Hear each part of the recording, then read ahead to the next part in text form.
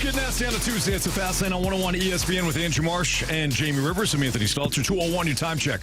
Brought to you by Collection Jewelers, an officially licensed Rolex jeweler. Blues back in action tonight. They'll go for seven straight as they take on the Montreal Canadiens. Damn Canadians. The puck drop will occur about 7 o'clock or so. What'd you say? Damn Canadians. Damn Canadians. That was your team growing up, right? It was. You were a Habs fan. You were not a Maple Leafs fan. No, I did enjoy the Maple Leafs. Like, once the Maple Leafs got a player, his name was Wendell Clark. This guy was a machine. He was like a pit bull. Ran over everything, fought, scored. Like, he was awesome. So I was drawn to watching Wendell Clark, but my team was the Montreal Canadiens. But tonight, Anthony, they're the enemy. They are the enemy. L'ennemi is what they call that in French. Momsy's team was always the Maple Leafs, right? It was, yeah. And your dad? Montreal. Habs. Yeah. Sean? Habs. Okay. So Momsy was still alone on the island? She was on an island, yeah. She didn't care. For her. She said, blank all of you. Yeah. What about the Senators? When do they come in? Well, they were in 1993. Yeah. I was in the NHL at that time. Yeah, so Yeah, you so weren't. pretty You were tough to make you were that no much. longer a fan. So the family was still a Senators? Well, they were when I played there. That's true. That's for sure. All right, so we got a bubble matchup essentially tonight as the Blues and the Canadiens get going at Enterprise Center about 7. The pregame show will happen right here on 101 ESPN starting at 6. When you look at kind of the important aspects of tonight's game, Jamie, obviously the Blues have a 6-game winning streak that's on the line, but in relation to the playoffs and the impact of this game, this one's pretty massive. Yes. When you look at the keys to tonight's game. Oh, it's early for that, Anthony. Not the keys to victory, but just the main storyline. Yeah. For you, what is it? First and foremost, stay out of the penalty box because Patrick Laine's back in the lineup, and Patrick Laine has 17 goals in 30-some games. 14 of those 17 goals are on the power play. Pretty lethal. He's pretty lethal. So you want to make sure you stay out of the box against this team, especially when Laine's in the lineup. And this has to be a really, really smart hockey game. You have to manage the game properly. Realize when there is a play to be made and realize when there isn't a play to be made. We talk about puck management. Well, there's game management, too. It's thinking one step ahead. Like, if I make this play, what could possibly happen? Mm-hmm. It gets picked off and it ends up in the back of our net, or we have a possibility to get in on the forecheck and maybe retrieve the puck and go to work down there. Yeah. I like option B on that one. You know, I would say so. There's always the home run plays. The home run plays present themselves to you at the right time. If you have to go looking for a home run play, guess what? It's not a home run play. Bottom line. It's like you're putting a good swing on a bad pitch. You know, you just can't. When you have a good pitch, you put a good swing on, usually something good happens. Right. In hockey, if you have to go looking and waiting and looking for, like, the big play, it isn't there. Usually the big play is like when you get it and it happens so fast, all of a sudden, it's like there's a wide open area. Boom, you make that play and away you go. And that's usually the right play. So that's what has to happen tonight. Montreal is a fast team. They've got some good size on the blue line, a couple of oak trees back there. They've got Cole Caulfield to be buzzing around out there too. He's super dangerous on the power play as well. Got to watch these guys. It's a game that could blow up in your face if you're not ready to go.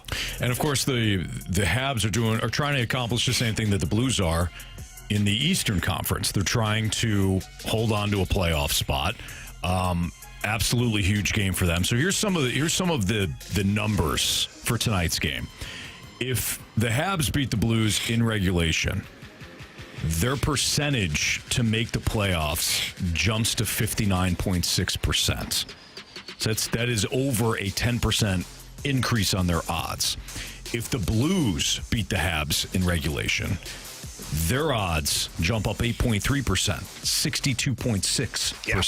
So the Blues, and this bears repeating, the Blues would have a 62.6% chance to make the playoffs if they beat the Habs in regulation. If they lose in regulation to Montreal, their odds to make the playoffs dip below 50% at 40.6%.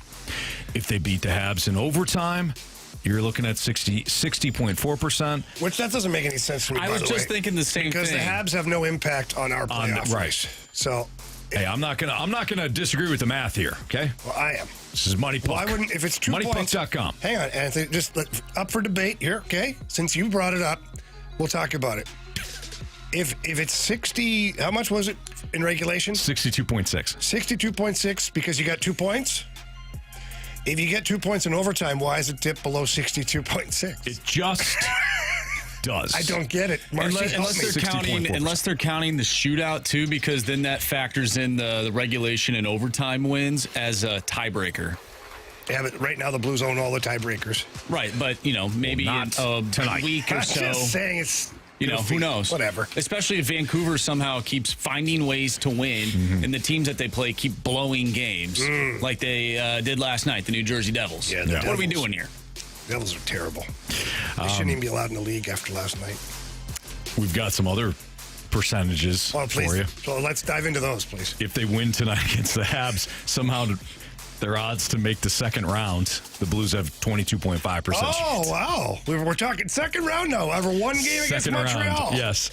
To make the third round, it's 9.4%. Does Money Puck cost money?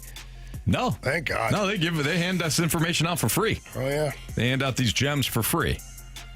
But, I mean, look, I think if you just, whether or not the odds, certain odds make sense as far as the overtime and stuff, the bottom line is, based on this website, if the Blues beat the Habs in regulation, they have a 62.6% chance to make the playoffs.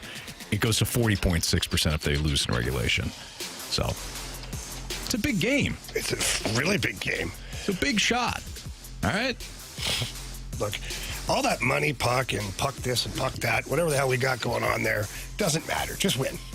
Just win. And, Just win, baby. And that's what the Blues are doing right now. In the locker room this morning after morning skate, talking to some of the guys, it's really wild, weird, wild, wacky, whatever W word you want. All the players are hanging out, talking to media, chest bumping, hanging with some Montreal media's in there. They're talking to them. It's like the team's in first place. Nothing can go wrong here. And that's the attitude that they've got. So They're invincible. That's what they think they are right now. And that's all that matters is just keep winning. You don't see any of these money puck percentages in the locker room. Nobody's talking about that. Nobody's even really talking about the standings. Mm-hmm. They're talking about the next opponent and that we need points. Need points. It doesn't matter. You ultimately want to win in regulation. If you win an overtime shootout, that's fine too. If you lose in overtime, it's not great, but you got a point. Right. Just keep eating points, and just force everybody else to try and do the same thing. And if the Blues win tonight, they'll be 2 points back of the Minnesota Wild for that first wild card, which I said last Monday, and you guys weren't here. They shot it down. They were laughing at me. Carey and BK. They're like, well, Minnesota, they're kind of up there. I'm like, nah. This team's playing good hockey right now. Well, Minnesota hosts tonight, right? The Vegas Golden Knights. And that's a back-to-back, too. They lost to the Dallas Stars. Yes. A couple of tough games for Minnesota. Yeah. They are a heavy underdog tonight. And they're not scoring a lot of goals. Kaprizov out of the lineup is just murdering their offense. So there is a scenario where I could see the Wild not even making the playoffs. And it that's would be wild. a big Minnesota thing to happen. Got it. It would. Well, yeah. Yeah, that would check out. Sure. 100%. Yeah. Just saying, it's a possibility. Marsh, you're not crazy. All right? You're not crazy for this. Thank you. Blues 81 points, Minnesota Wild 85 points. You win tonight, Wild lose tonight, like you said. You're only 2 points behind now. I keep looking at the internet, which is... That's always good. Yeah. There's a lot of people that are crapping all over the Blues. They're probably jealous right now. Who's the way crapping they're on the playing. Blues? Well, Vancouver, Calgary fans, teams that are below us in the standings. And they keep referring to the Blues. Well, the Blues got an easy schedule. Yeah, it is. It's an easier schedule than some of these other teams. Football. I mean, no, but everybody plays the same teams. Right. The Blues just took care, they played a harder schedule earlier in the year. Exactly. And they're still here. That's what that means. You had a difficult schedule early on, and it lightened up at the end. Yep. Again, this isn't college football where you're looking at like, boy, you played 3, cakewalks and the bottom of the conference. Good for you. You're not that good. Like this is the NHL. You're playing every team. Just as Vancouver and Calgary probably have similar schedules. They had similar schedules throughout the season. Like the opponents. Their schedule was weaker. It all works itself out. Like that's the dumbest part about that is people using that as a thing right now, because at some point your schedule was easier too, and if you didn't maximize that, that's your fault, not ours. Bunch of crybabies. And I wonder what they would be doing, how they would fare if they were in the Central Division. Who? Yeah. Calgary and Vancouver. Well, yeah, the Pacific, they've got San Jose quite a few times. No disrespect to you, Anthony, of None course. taken. In Seattle. In Seattle. Oof. That's a tough one. Hey, you got to deal with Bowie. But in the Central... Bowie is scary. In the Central, you still have the Blackhawks, too. They're not very good either. That's fair. Right. I think Get some bottom feeders. That's fair. All things being equal, I think that everybody's had a fair shake. They all play the same amount of games. They all play the teams, the same amount of teams. Yeah. Just win your damn games. Quit your crying. Right. We don't have to worry about that. 618 goes, you mean the Missouri Tigers college football schedule? Well. We'll move on. What's going on with Sonny Gray? Yeah, he's been sick. Apparently, he's been dealing with an illness. That's one thing, but there is one concerning aspect of his spring training. We'll tell you what that is next on 101 ESPN.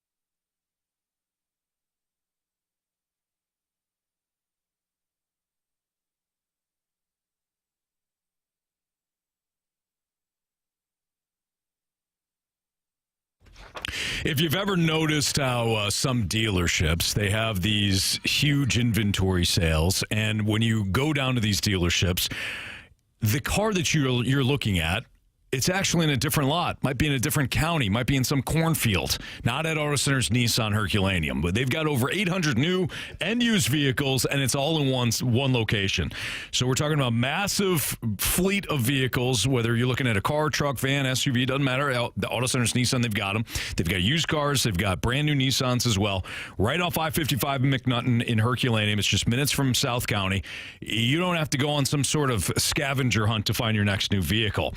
If you're credit is in the tank a little bit, or if you're concerned about it, they're confident at Auto Center's Nissan Herculaneum that you will drive away in a brand new vehicle and have that vehicle financed for you. They've got the best financing department that you're going to find at any dealership. Tons of glowing reviews. Can't be wrong. Check them out today or hit them up at AutoCentersNissan.com to browse that massive selection before you go down to Herculaneum and tell them Stalter sent you. It's Auto Center's Nissan. Big inventory, bigger savings, zero nonsense.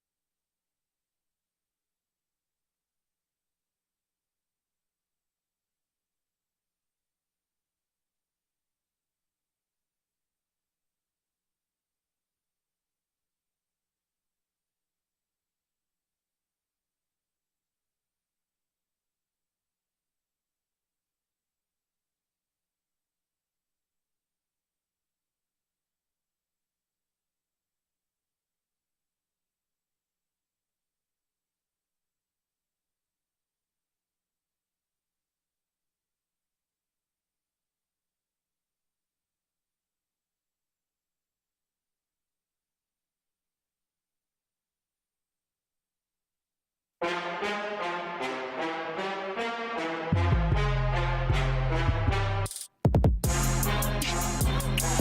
Fastlane on 101 ESPN. Sonny Gray reportedly is dealing with an illness, and he's looking, to recover from flu-like symptoms throughout the course of spring training. But while some of that might be explained when it comes to his prolonged struggles this spring, the bottom line is he gave up a bunch of home runs last year. The home runs kind of inflated his ERA. But he's also given up a lot of home runs in spring training. And I think the bigger problem is that he's got some diminished velocity. Now, if it's just because of the flu-like symptoms, okay, no problem. He should be fine. But the first sign of either an injury or something not right with the pitcher is usually the velocity. If the velocity dips, that could be fatigue. That could be, again, a precursor to an injury. You don't want to see the velocity dip for too long. If it has a small dip, you may have just been tired.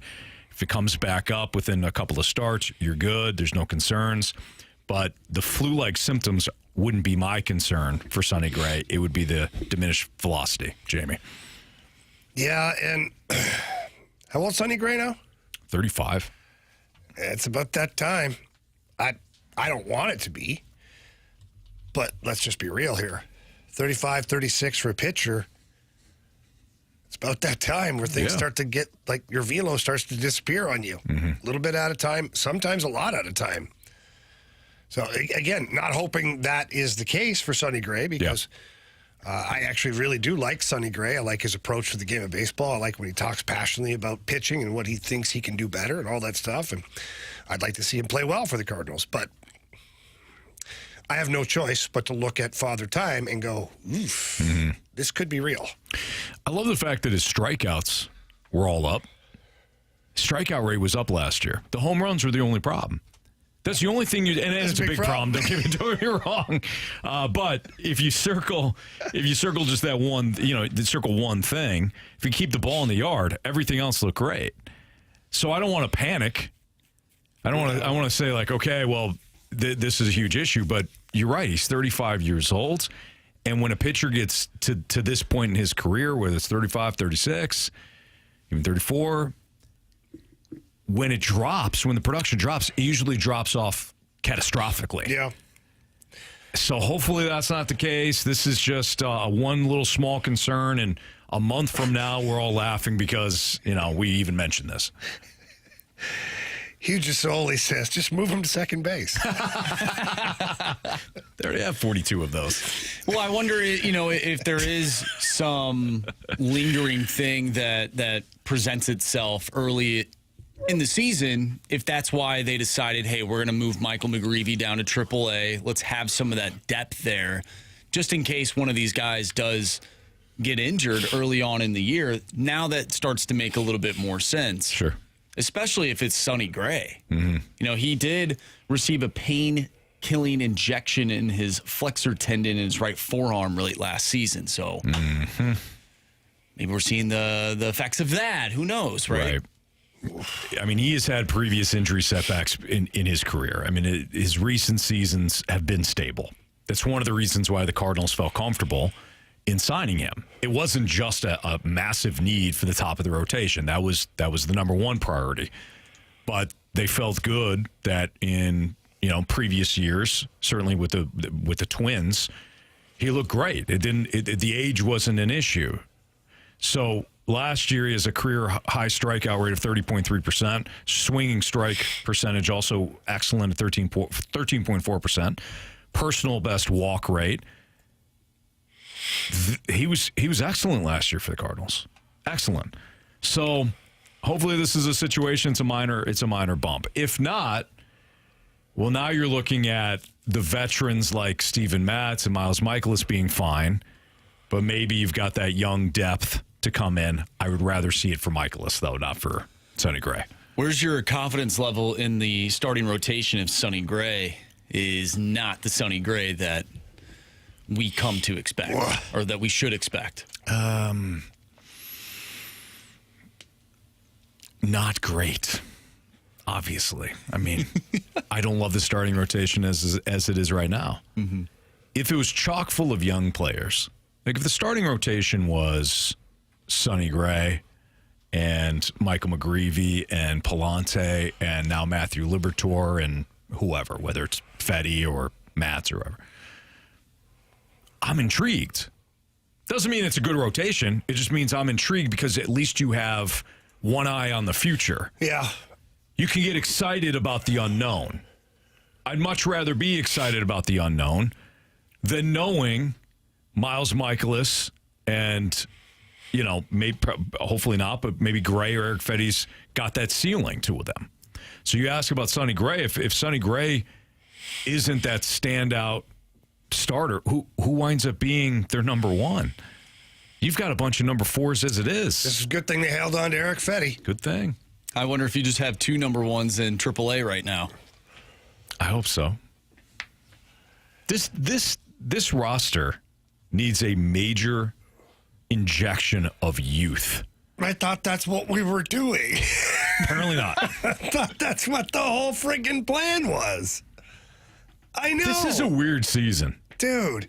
We've had starting with Mo. We've had two of these very same seasons in a row, basically. Right. Where it's like, what are we doing here? Only this time they didn't go out and overpay for like veteran players. No, they didn't. Or just flat out forget overpay. They didn't do anything. Right. Literally did nothing. Which I don't know. I don't know how you feel. I'm okay with. I don't want to see the retreads anymore. I told you yesterday how I felt. They should have found a way to move Michaelis and Mats.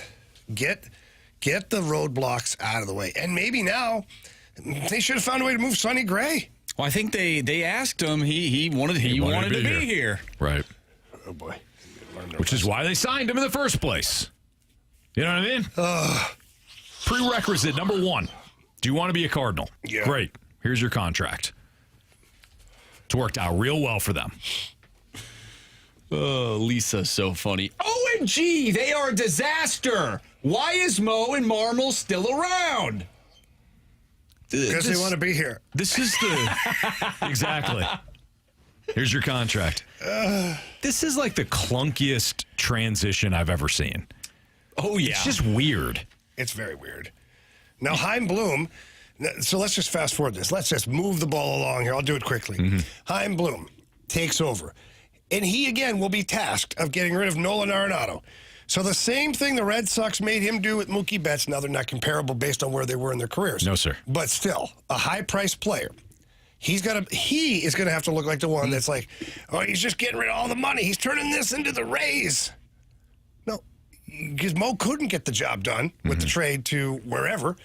Arenado did say no to the Houston trade. And we found out yesterday, too, Matt Holliday was on TMA yesterday. Matt Holliday, he slides in nuggets every now and then. And he's like, well, I think he rejected because he thought there's still there may have still been a chance with some of the other teams like the Yankees or the Red Sox, and felt like there was an opening there maybe still to be had, but then it didn't happen.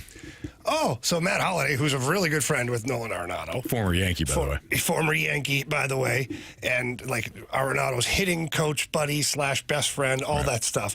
He basically told us Arenado turned down the trade the second time because he thought maybe the Yankees would be interested or the Red Sox. And I had that impression when it happened, too, that he was just waiting because maybe there was a better team out there. Not that the Astros are a bad team by any means, but they also were going through some changes at the time, and maybe he didn't want to be a part of that. Right. So I don't blame him for not wanting to, go to Houston right away. Let's play this out too. Let's play this out with Arenado's agent.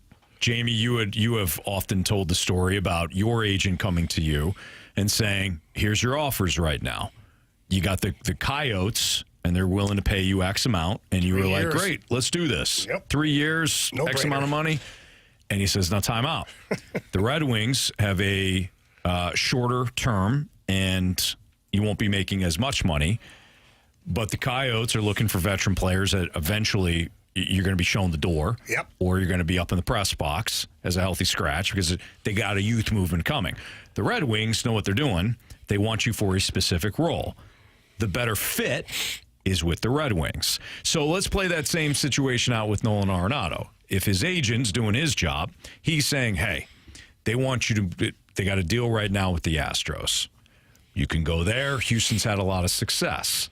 Or the Yankees don't have a third baseman. Maybe they get in on it.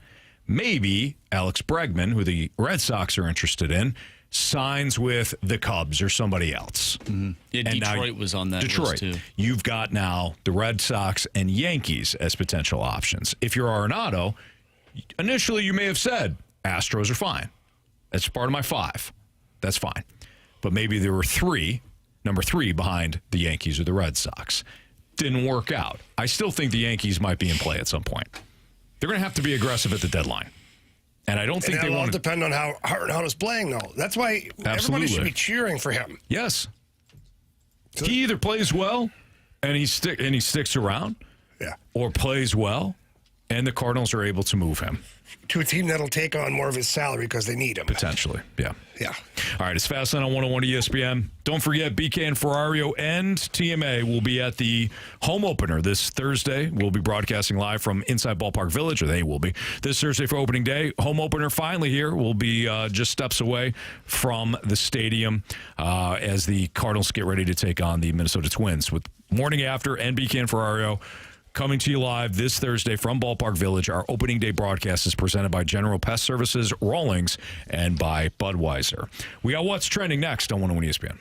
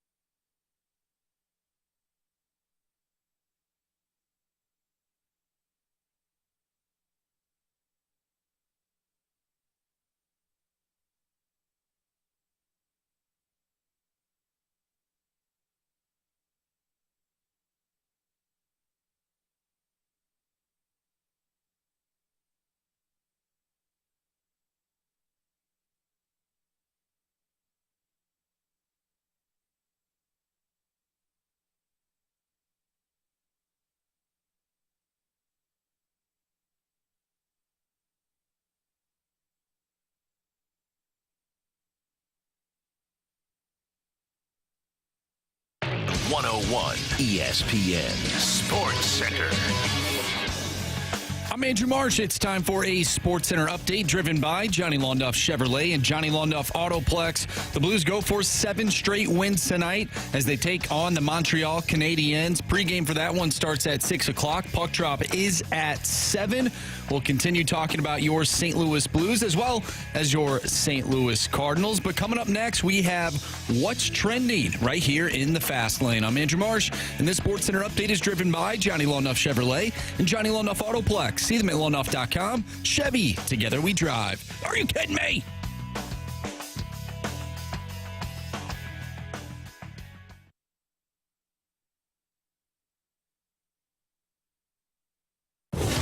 What are the hot topics in the sports world? What in the wide world of sports is going on here? It's time to find out with What's Trending? Brought to you by Elite Comfort Experts. Heating and cooling with no gimmicks. Just guarantees. EliteComfortExperts.com.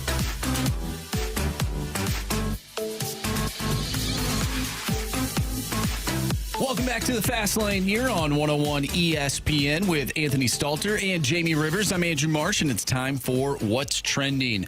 Gentlemen, according to Teron Davenport of ESPN, the cost of trading up to the first pick in next month's draft to select Cam Ward has increased after the Tennessee Titans saw the former Miami quarterback work out at his pro day yesterday. Cam Ward seems to be the consensus number one. Do you agree with that? And what would you do if you're the Tennessee Titans? Well, I would take Cam Ward. You don't have a franchise quarterback right now. You got Will Levis. I know. Levis? Call me crazy. Come on, man. I don't know if That Will guy Levis was is a going to high make pick. it. Yeah. I don't know if he's going to make it, Jamie. Cam Ward, I would take Cam Ward. Do I think Cam Ward is a can't-miss prospect? No. But you can't compare Cam Ward to previous drafts. You can't compare this draft to previous drafts, obviously. Cam Ward is not Andrew Luck. There is no Andrew Luck in this year's draft. Last year, you had plenty of quarterbacks to choose from, but the Titans weren't in position to choose one. So you're left with what you have now, Cam Ward or Shadir Sanders. Who would you pick? I would take Cam Ward, but I would not shy away from Shadir Sanders, and here's why. That kid played behind one of the worst offensive lines in all of football the last couple of years. The kid's got obviously the pedigree with his father being Dion, but we know the athleticism's there, arm strength is fine. Kid got the crap kicked out of him for 2 years. If you look around the NFL, it's typically not the USC quarterback that had all the time in the world to find wide open receivers, or the Alabama quarterback who had all the time in the world to find wide ass receivers and 5-star recruits in the process, or can turn around and hand the ball off to 5-star recruits at every level of the depth chart. It is typically the guy that had some struggles at a school that did not win a national title. I'm not saying that that's always the case, but you look back throughout history, there's a lot more Tom Brady's, not Tom Brady, that's a bad example, but there's a lot more guys that played at good programs, but one that aren't national title winners. I think Shadur is going to be fine, but if you're asking me to pick one, I pick Cam Ward. Going back to this report, though, that's a smokescreen. The Titans are trying to figure out how much they can drum up for that pick, right? Because if you can get an absolute haul and you're not in love with Cam Ward, you might as well get that haul. Maybe you slip down a little bit. Maybe you got Cam Ward and Shadir Sanders on the same level. You know, you need a franchise quarterback, but if you can get a haul and those two guys are equal to you, why not come back a couple of picks, get Sanders, and then you get, additional draft picks. Right. But I'm not buying for a second that they fell in love with him at his pro day. There's no way. The reports, they should have been at least. The reports have already been completed. With the whole pro day thing and the combine, do these people not watch the tape? They do. But this is the smoke screen. This is lying season in the NFL. You ask a really good question, Marsh. Why isn't all this completed already? Don't they watch the games? They do. But any report that comes out now is, man, they've fallen in love with Cam Ward. No, they haven't. They either love him now and have loved him for months, or they don't. Yeah. But they present as though that hey, you might want to get him now because we're going to take him if you don't. It's lying season in the NFL. I wouldn't believe any report from now until the draft. Interesting. That's just my take on it. But I would take Cam Ward if you're the Titans. Jamie, initial thoughts when you hear that the Washington Capitals have signed Jacob Chychrun to an 8-year extension worth $72 million as they've committed to their long-term defenseman that they acquired last offseason. Yeah, based on the season he's having, he's worth every bit of it. Mm-hmm. Problem is it's been about a 4-year gap between the last time he was good. Mm-hmm. Now, there were some injuries and some outlying things that came in along the way, but it's tough, man. As a player in the NHL right now, you have a good year, like a massive breakout year, you're going to get paid. Yeah. All these teams are feeling it right now. Like, hey, cap's going up. We're going to be fine. Let's lock them up. And so, I ask you that because we look at the Blues defensemen right now and some of their contracts. I feel like the Blues are in pretty good shape right now, don't you think? Yes, I do. What else did you want to ask me about it, Marshy? I know the hamster's in the wheel. Go ahead. Ask what you want to ask. Do it. What do you think I'm going to ask you? I think you're going to ask me about Philip Broberg. Sure. Yeah. And where he lands in all of this. I don't think it's going to be tough for Broberg to get $9 million because Chychrun has proven it for a couple of different seasons in the NHL that he can bring in the $9 million, but it's not outlandish to see if it was like 8 times 7.5 as an AAV for Broberg. It's not crazy. He's going to be a number one defenseman at some point for this team. I mean, one would argue until Fowler got here, he was your number 2. Mm-hmm. And then Fowler got here, him and Parayko were fantastic, and so Broberg's number 3. But he's 23 years old. Right. So if I'm Army, I'm locking him up. Even if it costs me $9 million a year. Think about that for a second. You could lock up a player at $9 million a year for 8 years till he's 31 years old. So he'll be he just on the backside of his prime as a defenseman. Perfect. Because where the cap is proving it's going up every year. Mm-hmm. So that $9 million is really not going to hurt you in 3, 4, 5 years from now. Right. And the way Broberg skates, all you have to do is look at Colton Parayko. If you want a blueprint, you go, okay, what could Broberg look like 6 years from now, 5 years from now? Look where Parayko is in his career. Mm-hmm. A big man, but a great skater. Mm-hmm. And look what he's doing. He was having the finest year of his career at this point. So if I'm Doug Armstrong, 8 years at $9 million for Broberg, I might do it. Might do it. I know one thing, I'm not letting him get to the next summer. Right. Nope. Somebody will offer shoot the hell out of him for like $11 million. Nope. Now who would do that? Who would come in with an offer sheet and steal them? Yeah. What GM in his right mind would do that? That's what Edmonton thought. Exactly. Until Doug woke up pissed off one morning. Yeah. Watch this. Take that. Speaking of somebody who's 23, Puka Nacua, 23-year-old wide receiver for the Los Angeles Rams. He was on the Join the Lobby podcast and said, I know I want to retire at the age of 30. I'm 23 right now. I'm going into year 3. It wouldn't even be 10 years. It may be 7 or 8. I think of Aaron Donald to go out at the top. I think would be super cool. No. We need you for fantasy football purposes. I read that, and it's as somebody that never had the athleticism to play at in a professional level. I would think I would want to play until they drag me off the field, right? But look, the reality is, and I applaud his honesty. The reality is not every player feels that way. Mm-hmm. And we've talked about this before. And Jamie, you've played with players, and Carey has played with players that they have God-given talent, and it's a job to them. And they go home, that's it. And at some point, they'll be done with it, and they might be done with it way earlier than any of us would have played. For Jamie, Jamie literally had to die on the ice for somebody to say, "You're not insured anymore. We can't do it. You're done, son. Please don't come back again." Yeah.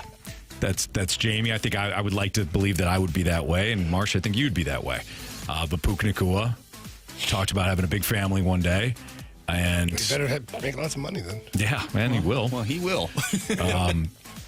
And he's got a plan in place. So, and with playing a sport as nasty as football is, especially with the long history of head injuries, he's got a plan. He's got a plan. He doesn't strike me as a player though that just sort of goes through the motions either, because it's not like he was like some highly touted wide receiver coming out of college. Yeah, he had to work to get to where he is right now. Yep. So. He's in a perfect spot as Cooper Kupp's replacement. He really was. He wound up being Cooper Kupp's replacement 2 years ago, and now really with Cooper Kupp moved on to Seattle. Yeah, he is Cooper Kupp's replacement. He's going to catch a lot of passes. He's going to sign a big deal, and it kind of seems like he'll walk away after that first big contract that he signs when it's done. All right, it's Fastlane on 101 ESPN. We're going to throw out a Cardinals lineup, an opening day lineup, and we're going to discuss whether or not gets Jamie horny. That's next on 101 ESPN.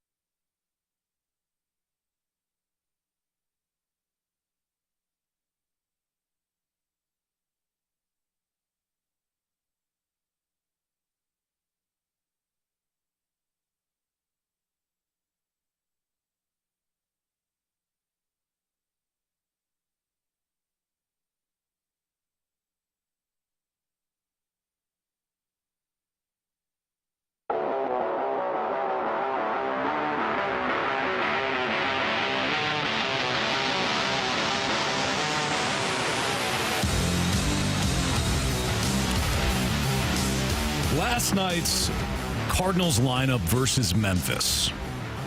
Would you be okay with it if this was the opening day lineup against the Twins on Thursday? It's Fastlane on 101 ESPN. Andrew Marsh, Jamie Rivers. I'm Anthony Stalter. Carey Davis is on vacation this week.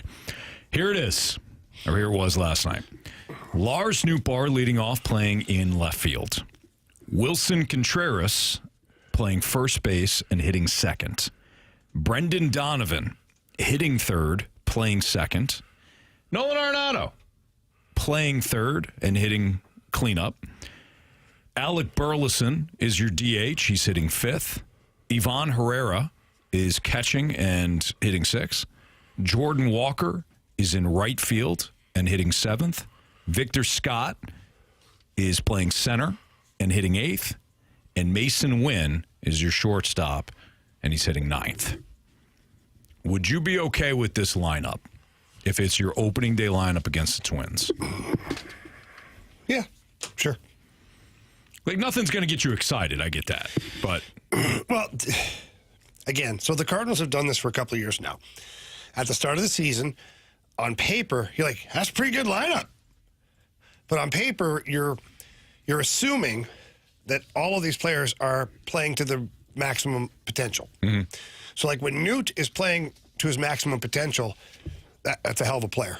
Yeah. It's a hell of a player. When Wilson Contreras is, that's really what he's done since he's been a Cardinal. He's played very well.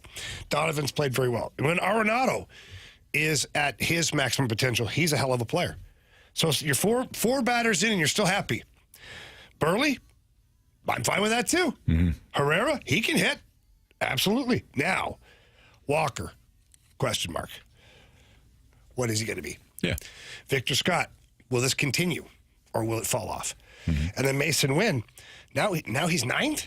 He was your leadoff hitter all of last year and actually did a pretty good job as a leadoff hitter. But now he's your ninth, and he was terrible in spring training.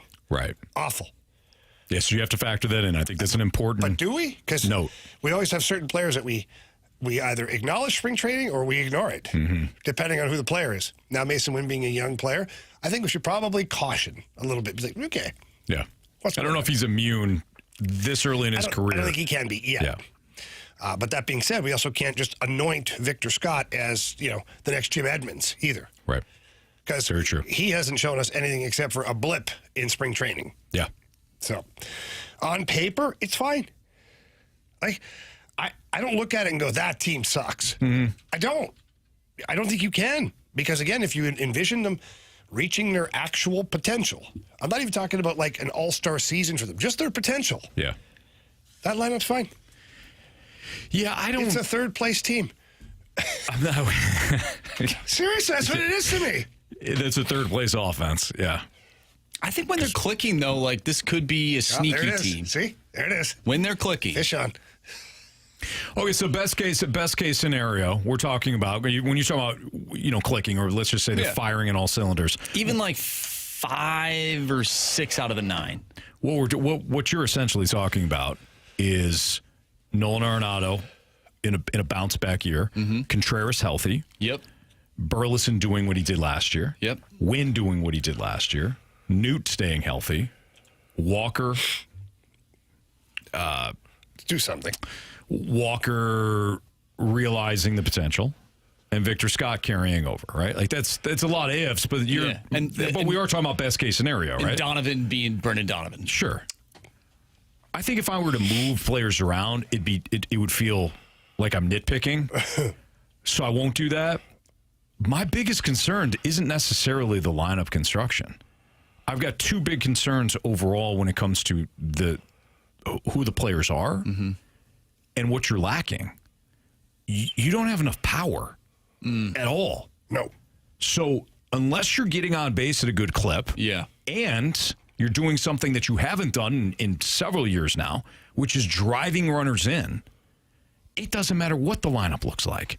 We tend to arrange, the deck chairs thinking it's going to matter. But ultimately, unless you get on base consistently and your runners in scoring position numbers are significantly better than what they were a year ago, that part doesn't matter. You don't have enough power to erase your mistakes, And you look like you're going to say something, so I'll say my other big concern. Well, we always talk about this team needs an identity. This team needs an identity. Do you think that this particular lineup and the players that are in it, you said, well, there's the lack of power is pretty prevalent right here. Do you think they could have an identity of being like a doubles machine where they're just hitting they're hitting gappers? Does that work in modern day Major League Baseball? Sure. I think it can. It can. It certainly worked for the 2014, 2013 Cardinals. Mm-hmm. But I don't know if this is a move, an assembly line lineup is what you're essentially saying. Essentially. My other big concern, guys, is Ivan Herrera as your catcher. Well, he threw a guy out. When? Last night. No way. At Memphis? Against the Memphis team? They're ball players. They have speed. Ivan Herrera is your catcher. Jordan Walker is in right. Those are two concerns. Those are concerns for me. Everybody's saying that Contreras is going to be fine at first base. Okay, great. You had Goldschmidt there for several years. You're talking about a Gold Glove first baseman. So that right side of the defense, I've got major questions about. Mason Wynn, great. Victor Scott in center, fantastic. I got no issues with Newbar. I'd rather see him in right than left. That's just my preference. But the Cardinals love Jordan Walker in right. But you've got defensive problems. So you have limited power, and you've got defensive issues, and your pitching is fast lane fine. So I think they would have more defensive issues with a player that was not named in this lineup. Mm-hmm. I'm actually happy that he's not, even though that the What's majority. your problem with him? I just want to see the other guys play. I really do. Nolan Gorman is that guy. Oh, wow. I don't think he's as good as Brendan Donovan at second base, and he hasn't really shown me anything in the past year. Yeah. At the plate. So, are you done with Gorman? I'm not done with Gorman, but I need to see something. He already has the breakup text written. Here's the dilemma with that, though. He needs to play. That's the dilemma. Exactly. This is where the Cardinals are at again. Really, because Arenado nicks the deal to Houston. Yes. You're in a spot where you can't. He hasn't earned it, but he also needs to have the playing time and the ABs to prove it. So what? Now you're going to say, hey, you better be a great pinch hitter, because then you might have opportunities. I'm not saying it's wrong in a Cardinals standpoint, but no pressure. Pinch hitting's come off the bench cold. Exactly. No pressure. Here's the thing: if he's not getting playing time, that means the Cardinals are doing something good, right? If they're winning ball games, you would think theoretically, yeah. Theoretically, if they're winning ball games, maybe they roll with this lineup, and he doesn't get the at bats that they necessarily want him to have. But then, what have you done with this player? So, I'm not directing at you. I'm asking Mo right now if he's listening. If you have Nolan Gorman, who by all accounts you could have traded for a haul a couple of years ago. You could have, when we were all talking about getting a top young arm, Nolan Gorman's name was there. Teams wanted Nolan Gorman. But here you are again with Dylan Carlson 2.0, to where, the cold dead hands comment of Dylan Carlson. Now, he never said about Nolan Gorman, but now you've held on to Gorman for so long. And now he's not in your starting lineup. He's a bench off the bat. If he doesn't produce, you have no value there. Mm-hmm. Now, how much does that fall on Mo, and how much does that fall on Nolan Gorman for striking out so much? Well, both of them, but it's Mo's fault for letting it linger like this. If you see this problem and you see it, and you're hitting coaches and whatever coaches you have on your staff are evaluating, they go, this is kind of what he is. As a manager or a president of baseball operations, you can't be like, well, let's hope he figures it out. Mm-hmm. You have a tough decision to make. You either gut it out and you play him every day until he figures it out and someone's right and someone's wrong, or you move on from said player. And this is where all the other trades, I think, affected Mo's decision. He was terrified that he traded Gorman to Seattle or somewhere like that, where they're talking about exchanging for a young pitcher. Right. And then Gorman goes up and just rakes in Seattle. And then Mo's sitting there again going, son of a... We did it again. And now you've got him, you've hung on so long that now you got Dylan Carlson 2.0, possibly. Right. Hey, good luck. You'll be fine. It's frustrating, Anthony. Nah, it'll win. I also think that Wilson Contreras is going to be better at first base than you might think. Okay. I think he's going to be fine at first base. I think the question will be at catcher. I have been firmly on the island with being concerned about that. Because that is your response. I mean, I've seen it in the snake pit. Everybody, hey, Wilson Contreras can be just fine at first base. And all I keep thinking about is it's easy to play first base. Tell him, Wash.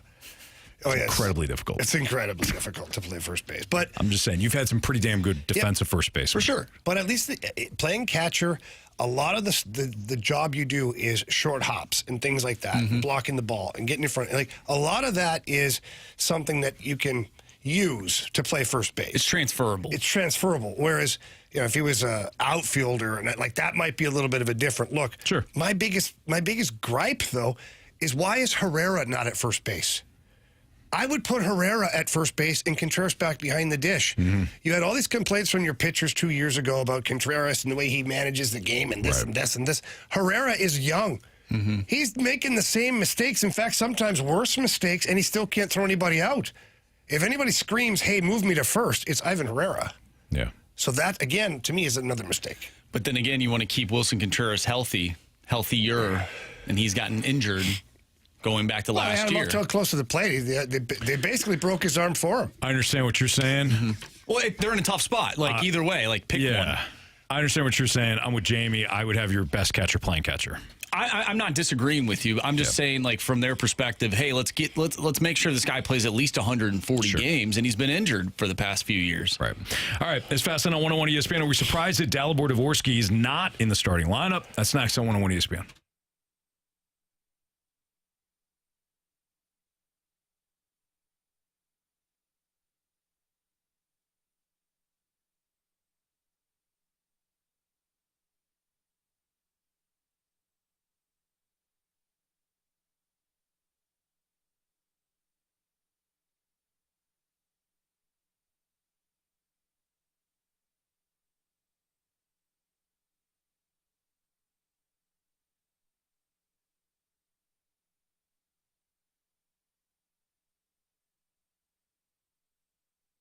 Baseball fans, it's officially back, at least on Thursday, and you can make opening day and every other game day more exciting with Underdog Fantasy. To play, all you have to do is choose a player that will higher or lower on one of their stats, so strikeouts, hits, runs. Maybe you're looking at the Cardinal game this Thursday and say, you know what, strikeout number for Sonny Gray, why don't I go lower on that one?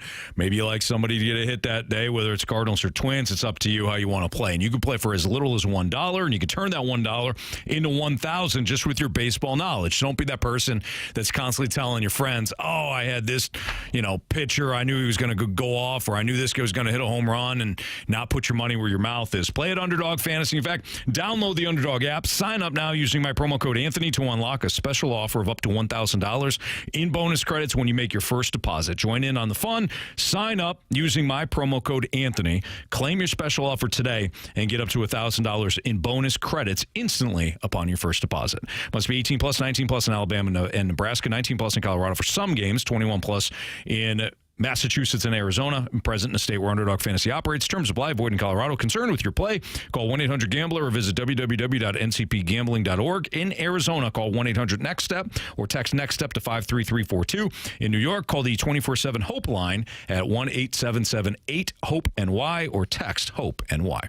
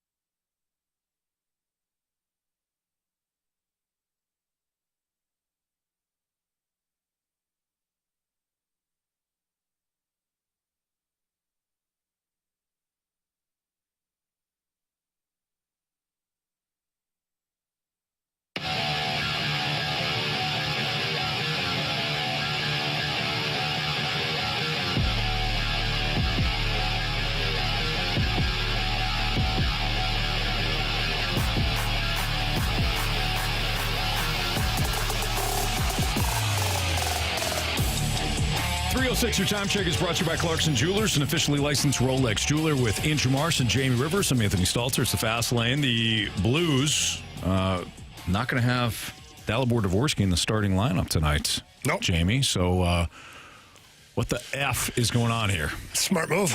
What? It is. It's an incredibly intelligent move by the Blues. Yeah, he had a great first game. And he might even see action in the Nashville game on Thursday. Mm-hmm. But you have all the guys healthy that have gotten you to this point. Sonny's back. Booch isn't back. But Bolduc is moving up to the, I said it. He's moving up to the top line. And Texier, who sat for 15 games. Not a bad problem to have, Jamie. No, it's not at all. Who sat for 15 games, scores a goal, you're not taking him out of the lineup. Mm-hmm. It's bottom line. And Dalibor Dvorsky, this is a game with massive consequences to it. Mm-hmm. Would you really like to have your top young prospect, one of anyways, make a mistake that somehow costs the game? I do not want him to make a mistake, no. Am I saying he will? No, I'm not. All things being real here, he had a really good first game. But let's ease him into it. And I said this the other day, same thing. Get him into a couple of practices. Today, he was out there for morning skate. Monty was working with him after practice, talking about some defensive zone coverage. He got a chance to work on defensive zone coverage with NHL players down low, 3-on-3. Like, this kid is learning on the fly. He's learning. And so he comes up, plays a game. Great. It's against Nashville at the time. Not that it's a gimme game, but it's not the Montreal Canadiens, who are arguably one of the best teams along with you since the Four Nations break. Mm-hmm. Give him a breather. Let him watch the game from up top. Let him go over the video with the coaches tomorrow. Take a guy who plays his position, maybe Braden Shen or Robert Thomas or Oscar Sundqvist, and break down their shifts. See what you like, what you don't like, what you notice, what you don't notice. Like, it takes a lot of learning to be an effective everyday NHLer. And I just don't think you need to smash that into a kid's face right away with his first call-up. What is... Let's not forget now, they didn't have a practice yesterday. Yeah. It was a day off, scheduled day off. So he had no practice yesterday. So then you will have asked a kid to play 2 NHL games with big consequences with one morning skate under his belt. Mm-hmm. I just don't think it was necessary. Here's Monty after today's morning skate, the aforementioned morning skate, on Dalibor Dvorsky. I spoke to him before we went out, and we were really happy with his first game in the league. Shows his hockey sense, shows his poise with the puck. Game management was beyond his years. As far as he didn't complicate the game, he didn't force anything, allowed us to play to our identity, and just today is an opportunity to be part of a morning skate, be part of practice tomorrow, watch the game tonight, and grow and learn about why we've had success here recently. It's very tempting to keep him in, but I think as a coach, you got to reward the guys that have gotten you here, and those guys have battled hard, and they're all fresh and rested right now. So we're going to go with the horses that have got us here. Well said, Monty. Jamie, what is the most challenging thing playing in the NHL as a youngster? Like what part of the game? Yeah. Is the most challenging. So easy. Okay. Because easy. Because we forget sometimes. I was listening to Nick Saban talk about Derrick Henry when Derrick Henry was a freshman at Alabama.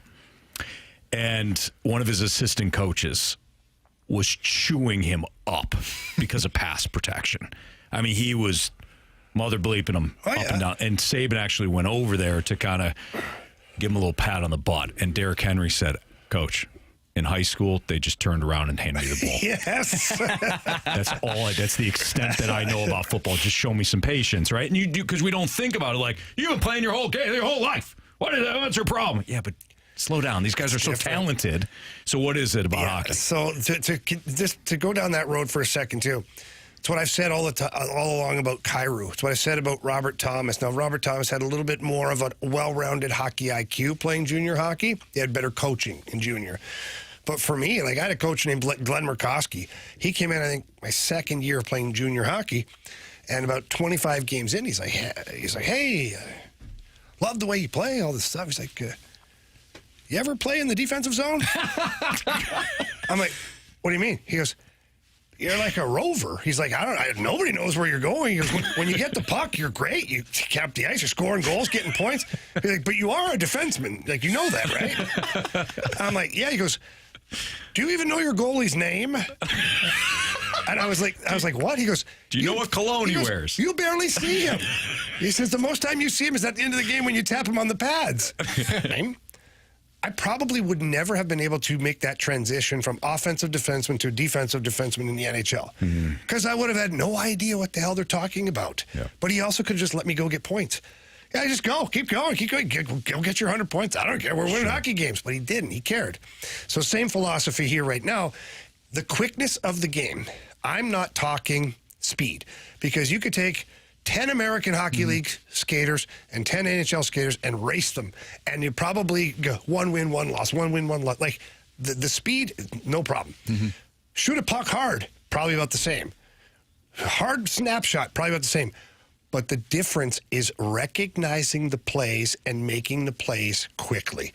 On your stick, off your stick. On your stick, know where the guy is, off your stick. On your stick, on goal. Like, right. the ice closes down so quickly at the NHL level. So it'll be like taking a quarterback, an Alabama quarterback, big, awesome offensive line all the time in the world, can have a donut back there while he's waiting for his receivers to get open. Then you plop him into the Cleveland Browns lineup or the New York Jets, Sam Darnold, and you start seeing ghosts because stuff is happening so fast. You're like, I can't even process this.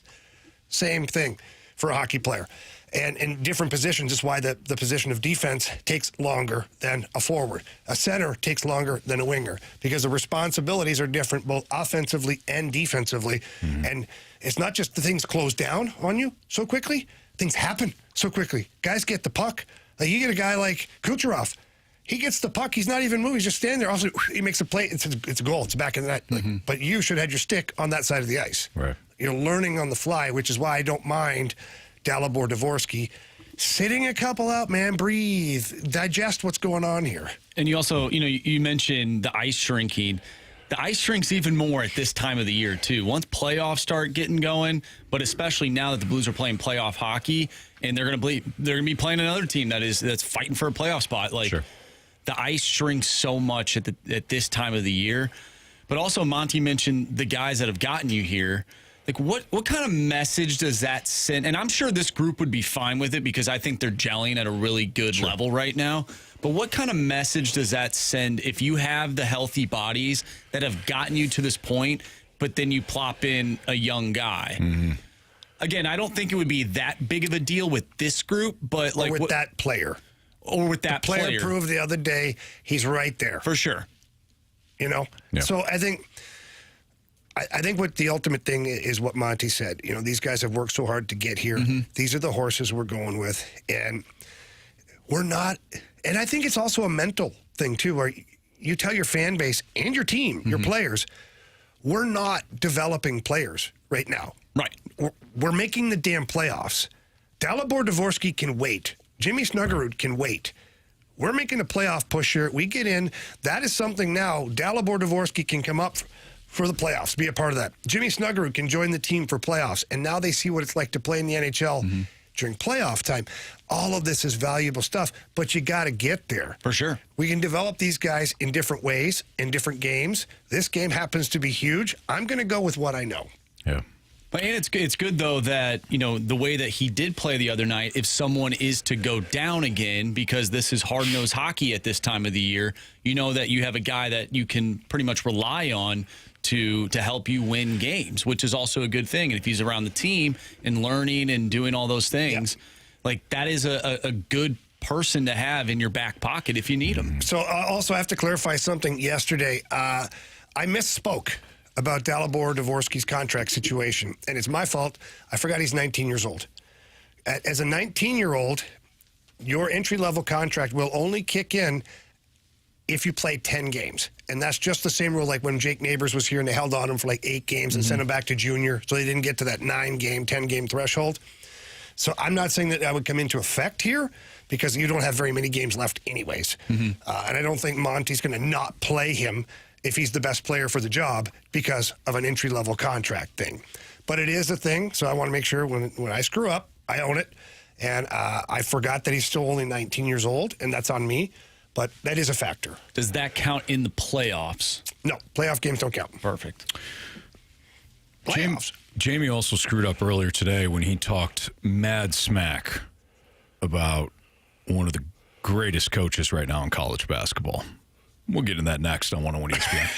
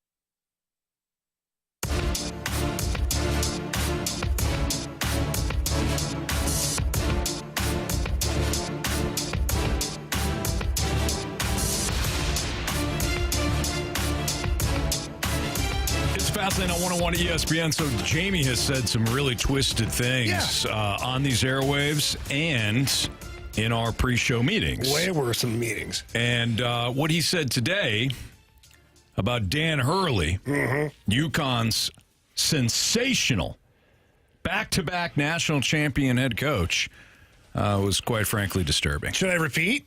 Although clean it up a little bit because, we went through some training today to want an FCC violation. Yeah, we did. We got a full FCC training. I felt like our show was somewhat targeted. I did too. With some of this stuff. Well, that's why I try to take control of the meeting. Yeah.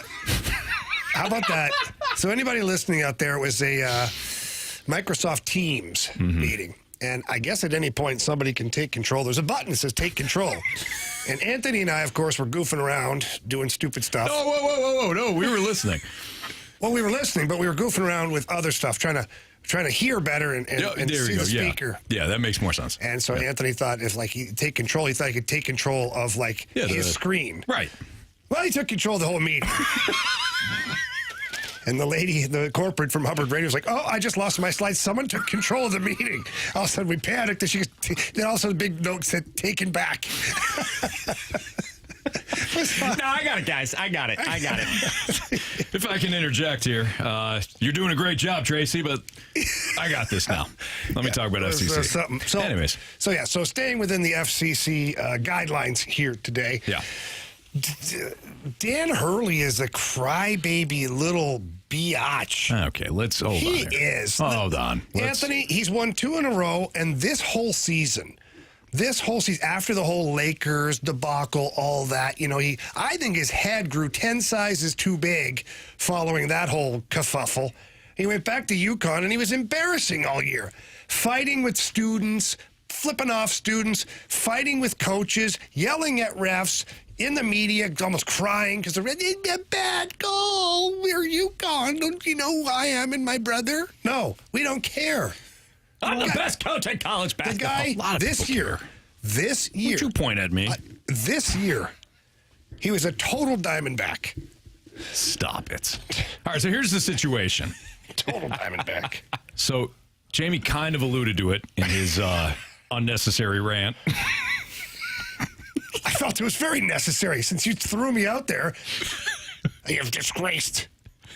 So a reporter who was not supposed to be in the area at the NCAA tournament following UConn's devastating loss to Gators Florida squad, a squad that I've predicted to win a national title. Congrats. Thank you.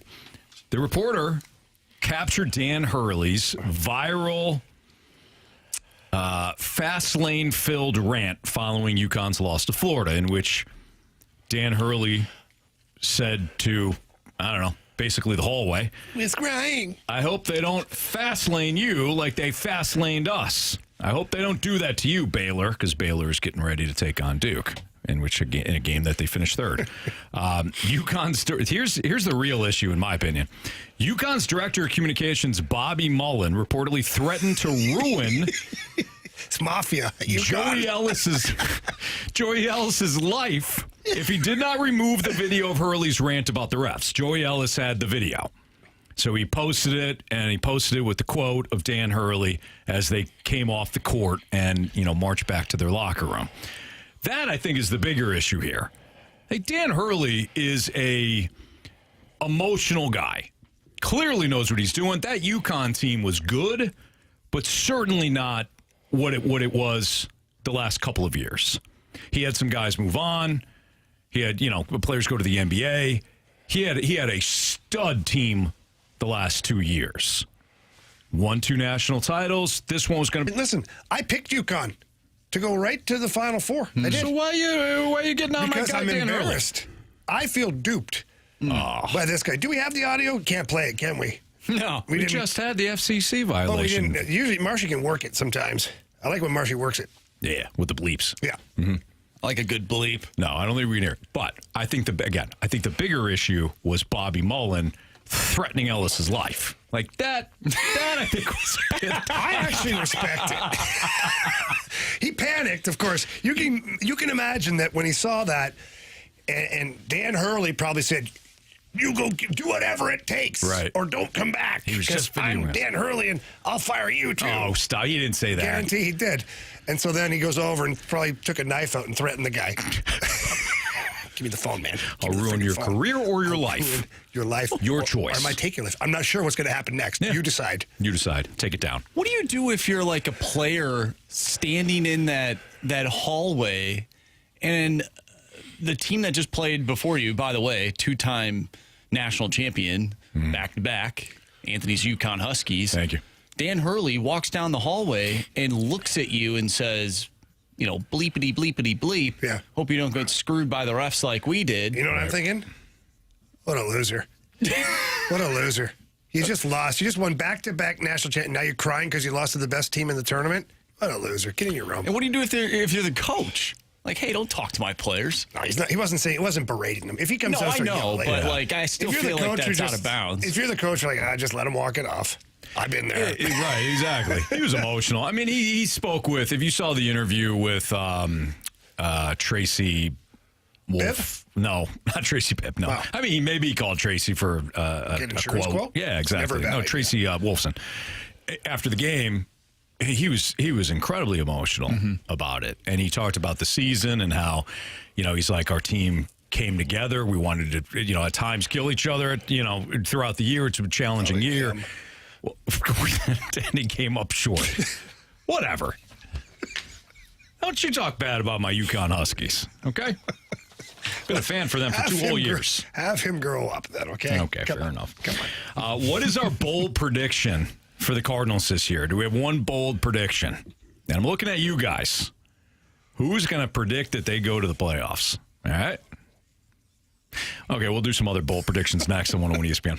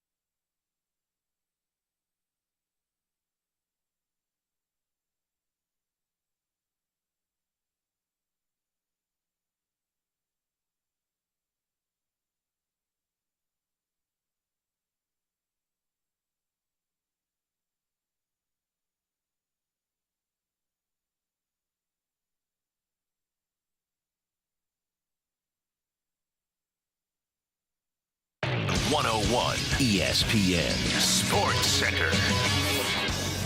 I'm Andrew Marsh. It's time for a Sports Center update brought to you by Saliga Heating and Cooling. The Blues go for 7 wins in a row tonight against the Habs. The Blues take on the Canadiens. Pregame starts at 6 o'clock. Puck drop is at 7. Right now, the Blues sitting in that second wild card spot. They're also going up against the team who's fighting for the playoffs in the Montreal Canadiens. It should be a great game tonight. We'll talk more Blues hockey throughout the remainder of the show. But coming up next, what's your bold prediction for your St. Louis Cardinals? Send us a text to the Air Comfort Service text line, 314-399-9646. We will dive into that next right here in the Fast Lane. I'm Andrew Marsh, and the Sports Center update is brought to you by Saliga Heating and Cooling, an independent American Standard heating and air conditioning dealer.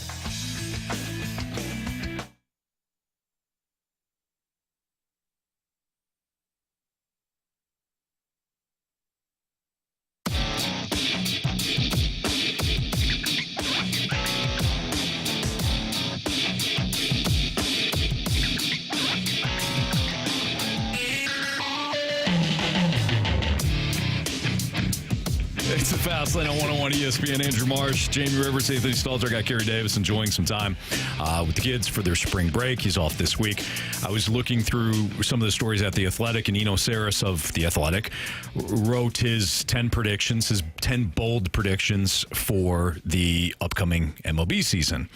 And he had a bold prediction about a Cardinal. He said Nolan Arenado gets back on the Hall of Fame track with a 30-homer season. What? Well, they're bold. They got to be bold predictions. Bold or inebriated prediction? What's the difference? Sorry. Sometimes you have to be inebriated to be bold. It's a good point, Anthony. Yeah, that's why you do it every night. That's why you partake in bourbon every night, so you can be bold. Who said every night? What the hell's wrong with you? Psychopath. Okay, every night. Marsh, what's your bold prediction for the Cardinals this upcoming season? This is more of an inebriated prediction, as Jamie said. I like that segment. Give me Miles Michaelis as a 12-game winner and a sub-4 ERA. Say that again? Give me Miles Michaelis, a 12-game winner and a sub-4 ERA. Okay. Well, you asked for it. I asked for it. In a year where we would like to see the young pitchers come up and pitch, because that would be probably the most beneficial thing for this organization. Those old pitchers are going to play well. They're going to pitch well. They're going to shove, baby. They are going to block the ever-living you-know-what out of these young pitchers. So give me Miles Michaelis as a 12-game winner, sub-4 ERA. It only makes sense. That's bold. It kind of. I understand you your get where thought. I'm coming from? I understand your thought process on this. It's like, hey, we all want to see the young pitchers. Yeah. So all we need is that McCollis guy to pitch poor. Oh my God, he's an all-star. Not quite an all-star. He'll pitch just good enough to where you can't you know what I'm saying? Yes. And you won't be fantastic, just good enough. Just good enough. So where you're like, Yep. I say 12 wins here in 2022. He went 12-13 and had a 3.29 ERA. If I could turn back time, I'd give it all to you. Now he gave up 25 home runs. love Madonna. Yeah. But he was an all-star in 2022. Jamie, what's your inebriated prediction? Completely inebriated prediction. Yes. Is my guy Wilson Contreras, Gold Glove and All-Star game at first base. Oh, and All-Star game? Yep. Gonna be your only representative from the Cardinals at the All-Star game. Right there, your first baseman. Is he starting? I don't know. He's in the friggin' game, Marshy. Boy, Okay? if he's starting, that is bold. Yeah, that's really bold. That's given the first basemen that are in the National League. That's like make sure your friend gets you home properly. Yes, that's a good call.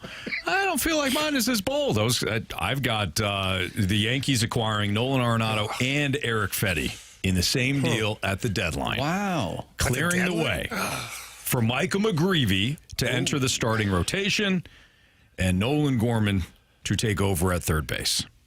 I don't hate it. don't think it's very bold, but I don't hate it. That's what I'm saying. I kind of feel. Well, it's your segment, Anthony G. I mean, you brought it to the table. Have a little makers come up with a new one. Okay. All right, I got one. Here we go. The Cardinals win the NL Central this year. Oh, come on. Ollie Marmol, Manager of the Year. Now we're just turning into jerks. That's what we're doing. Let's go to the text line here. This one from 618 goes completely against what you just said, Jamie. Ollie Marmol will not make it to June as Cardinals manager. To June? Have you seen the Cardinals payroll? They're not bringing another manager. They'll pay Ollie if he's dead last. Jason from the Snake Pit says, bet on it. This team will be in the race at the deadline, and Mo won't trade the pieces that need to go and lose the opportunity to cash in on their value. Now, okay, Jason, I like that one. Yeah. You started off where I'm like, that's... But now I get it. Cardinals trade Arenado for Goldie. For the water boy. Could you imagine? That'd be incredible. We have one from the 314. Brennan Donovan will hit 25 home runs and will be an NL All-Star. Yeah, that is bold. I'd give you that. I can't see that. Based on the fact he's never hit 20. Yeah. The 314 says, bold prediction, John Mozeliak gets an extension. Oh, wow. As special assistant to Michael Gersh. now he's the assistant. Oh. Come on, guys. Wow, this one. A great career. He has. This one's interesting. Edmund's text ringtone says, win is in Memphis by July. That's not good. Oh, I don't like it's that a bold one. prediction. We didn't say it had to be positive. No, it's true. Well, most of ours. But that just seems like ours were fun. You know, like the Cardinals are going to make the playoffs, and Ollie's going to win. I feel dirty listening to that one. That's tough, man. Well, who the hell's your shortstop then? Well, you need a leadoff hitter. According to Jamie, if you're going to have a shortstop, not lead off, let's be honest. You got issues. You do. Seriously though, who would be your shortstop? Donnie Jose Baseball. Fermin? Donnie Baseball or Sajasi maybe. Whew. Maybe they swap spots. Win and Sajasi. Matthew says Cardinals lose 95 games. Ooh, I don't like that. That feels bad in my pants, too. The 636 says Fred Bird has a better average than Jordan Walker. Oh, Fred Bird. That's not good. I don't know how many games he's going to get in. Did we bring him back up from Memphis? Fred Bird, I'm talking about, not Jordan Walker. Yeah, Fred Bird had strong spring training. Yeah. Now, ordinarily, we don't use that, but Fred Bird's got a resume. Yeah. He's got tenure. He's got 10 years, been around. So, and he wants to be here, too. Yeah, he does. Desperately wants to be back here. So he broke camp with the big club. Okay. I believe he was on the charter back from Jupiter. Here's a good one. From 618, Herrera is going to throw out 20 runners. In practice? Herrera's going to throw out 20 runners. When Stubby Clapp is the runner from first to second, Herrera's going to throw him out. Is Wilson Contreras like bear hugging the runners before they take off? Is he tying their shoes together? Is he like taking them out at the knees? It's one of those like combo defensive plays. He does the old gladiator thing. He hugs all the guys he knows at first base and stabs them a little bit. You know, like that. Stab him in the side. Now try to take second. Good luck sliding. I'm bleeding. Well, we all know how that turned out, though. He ended up winning, so maybe he does end up stealing that base. Yeah. That's a good point. He kind of won and lost. You know Yeah, he won, but he won the battle. Won, then lost, then won. You know what I mean? So maybe he steals second base, but gets picked off. How did he end up winning? You know, at second. Because he won. They won the battle. Yeah, then he lost his life. He lost his life, and then he won because he joined. You know, he was walking in the wheat fields. Yeah, you know, he's back with his family. I mean, won. We assumed that, right? Well, no, we saw it. Yeah, we saw him walking in the cornfield. Yeah, but we assume or the wheat field. But we assume that's what happens, like post life, right? Like, we get to meet up with our loved one. What if that's Jamie? That's a documentary. We saw it happen. We saw the hands. What if they're lying to us? Oh, I don't want to believe that at all. No. Right. No, it was in the documentary. That's terrible. We saw it happen. They changed the color scheme to make it look like that, you know, so we knew that he was in the afterlife. Yeah. It was, Thanks, I just wonder if the afterlife is actually like that. That's all. It probably is. I don't know, Anthony. A lot of wheat. I was there for a very short period of time. You were. How'd it look? Not very good. Okay. Did it look like a weird Croatian vet hospital? Kind of. Yeah. A couple of doctors hacking a cigarette in the corner while I'm trying to As you lay pull there. out of my coma. As you lay there opened up. Yes. It's the craziest story I've ever heard. Yes, having a cigarette in the corner. As I'm laying there, opened up. wide open. Yeah, we're going to have to cauterize the wound. We'll use this cigarette. Oh, Buddy was probably pissed he had to put his cigarette out when I woke up. How are you here? I don't know. Oh, crap, he's awake. He puts his cigarette out on like Jamie's thigh. Like, all right, let's see if he's really here. Let's save the rest for later. That's just good, clean fun. All right. Jamie's keys to victory tonight. And we'll also light the lamp next on 101 ESPN. We are inebriated.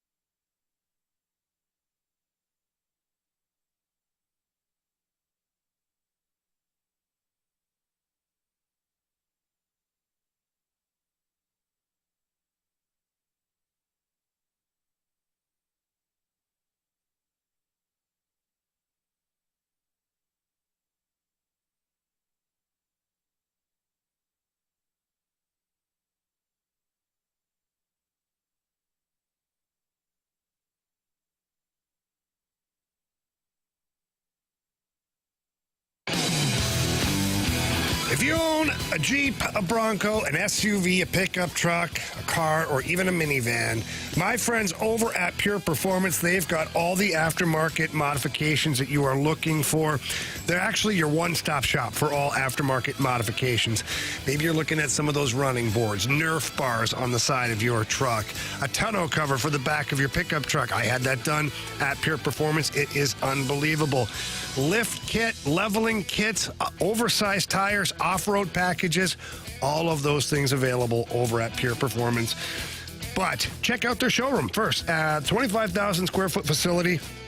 It's the largest showroom in the area. It's located right off of Highway 70, Cave Springs Boulevard exit. Walk in. Please ask for my friends Shelby or Paul.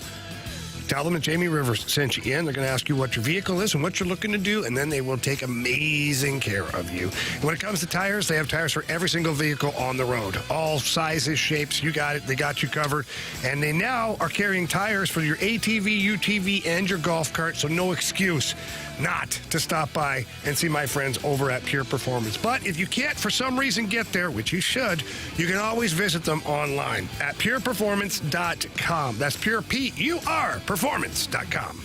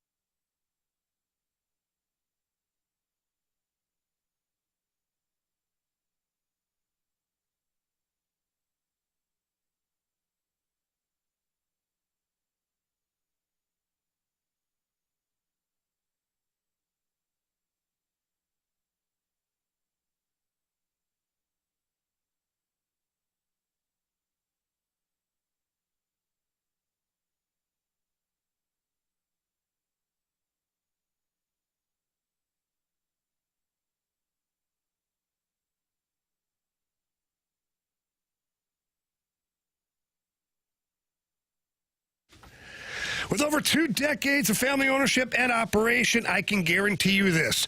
My friends over at E&B Granite, they are your trusted name when it comes to renovations for your kitchen or maybe that bathroom. Those are tough projects. And now the outdoor living spaces. We all love those outdoor living spaces. I'm having them come over here very soon and take a look and try to help me out here. Looking for a little outdoor kitchen. Going to need some help. And the in-house design staff will definitely help me out there because they helped me out before. Had my kitchen done. I'd never remodeled a kitchen before, so I really had no idea what I was doing. Didn't matter. E&B Granite took exceptional care of me. Beautiful countertop, backsplash, cabinets, you name it. It was like perfect. Like I read out of a magazine. The technicians were awesome to deal with, and the pricing was fantastic, and they've got everything you're looking for when it comes to countertops, and they've also got different levels for the cabinets, so something that fits your budget but looks amazing too. So please do yourself a favor. Check everything out at 6135 Manchester Avenue or call ahead, book an appointment. That number is 314-645-9300. Again, that's 314-645-9300. Make sure you tell them Jamie Rivers sent you in. But you can always visit the website, too, for more information. That's eandbgranite.com.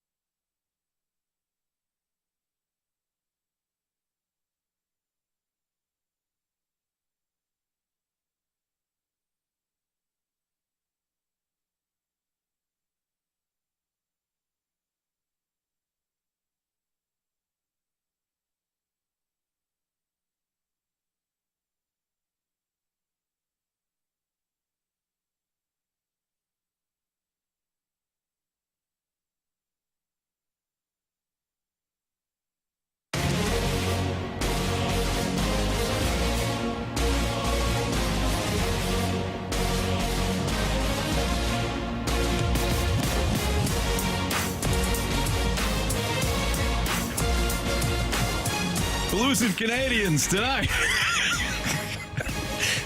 Right here on 101 ESPN, the Blues Radio Network. Pre-game starting at 6. Puck will drop at 7. Guys, come on. You should be a ghostwriter.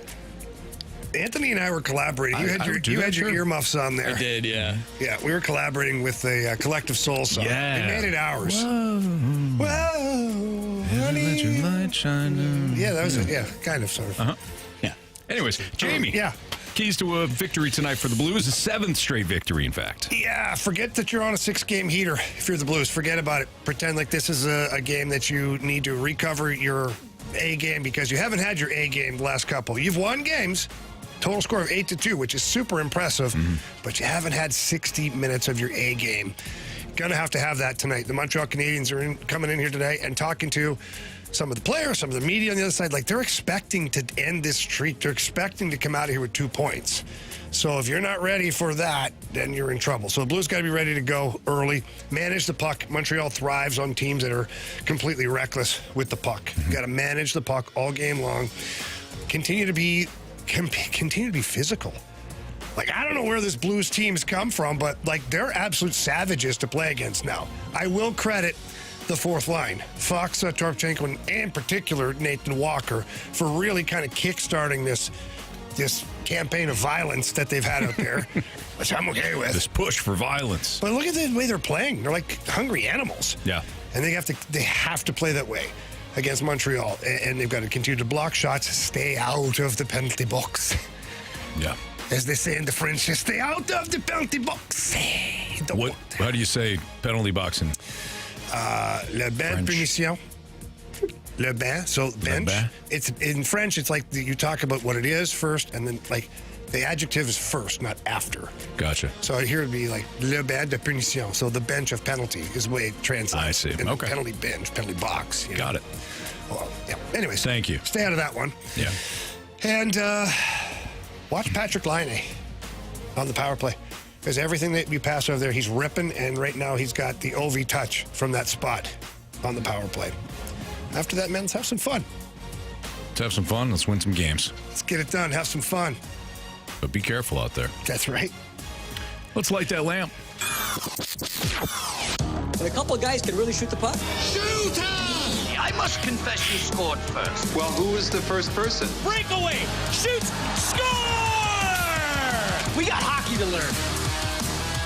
All right, Marsh. What's the latest standings? Oh, you're not going to like this, Anthony. You guys hosed me last week. What are you talking about? We gave you Cairo. What's the other game? Well, we had a feeling.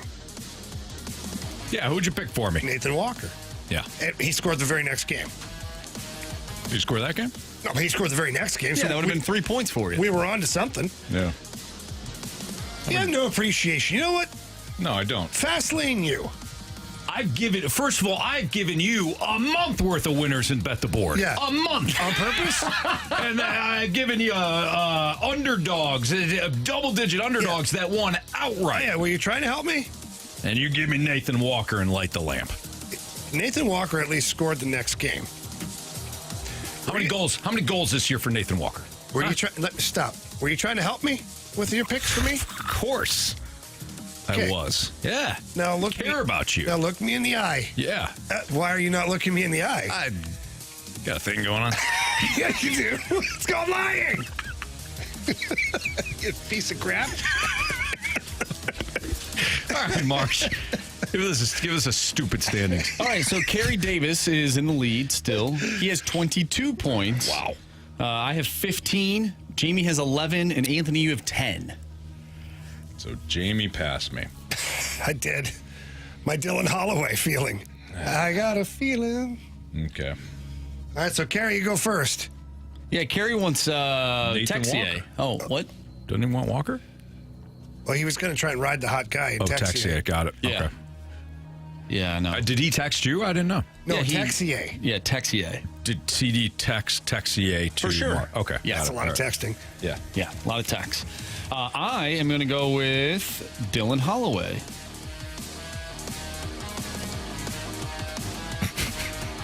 I'm so pissed off at him right now. Why?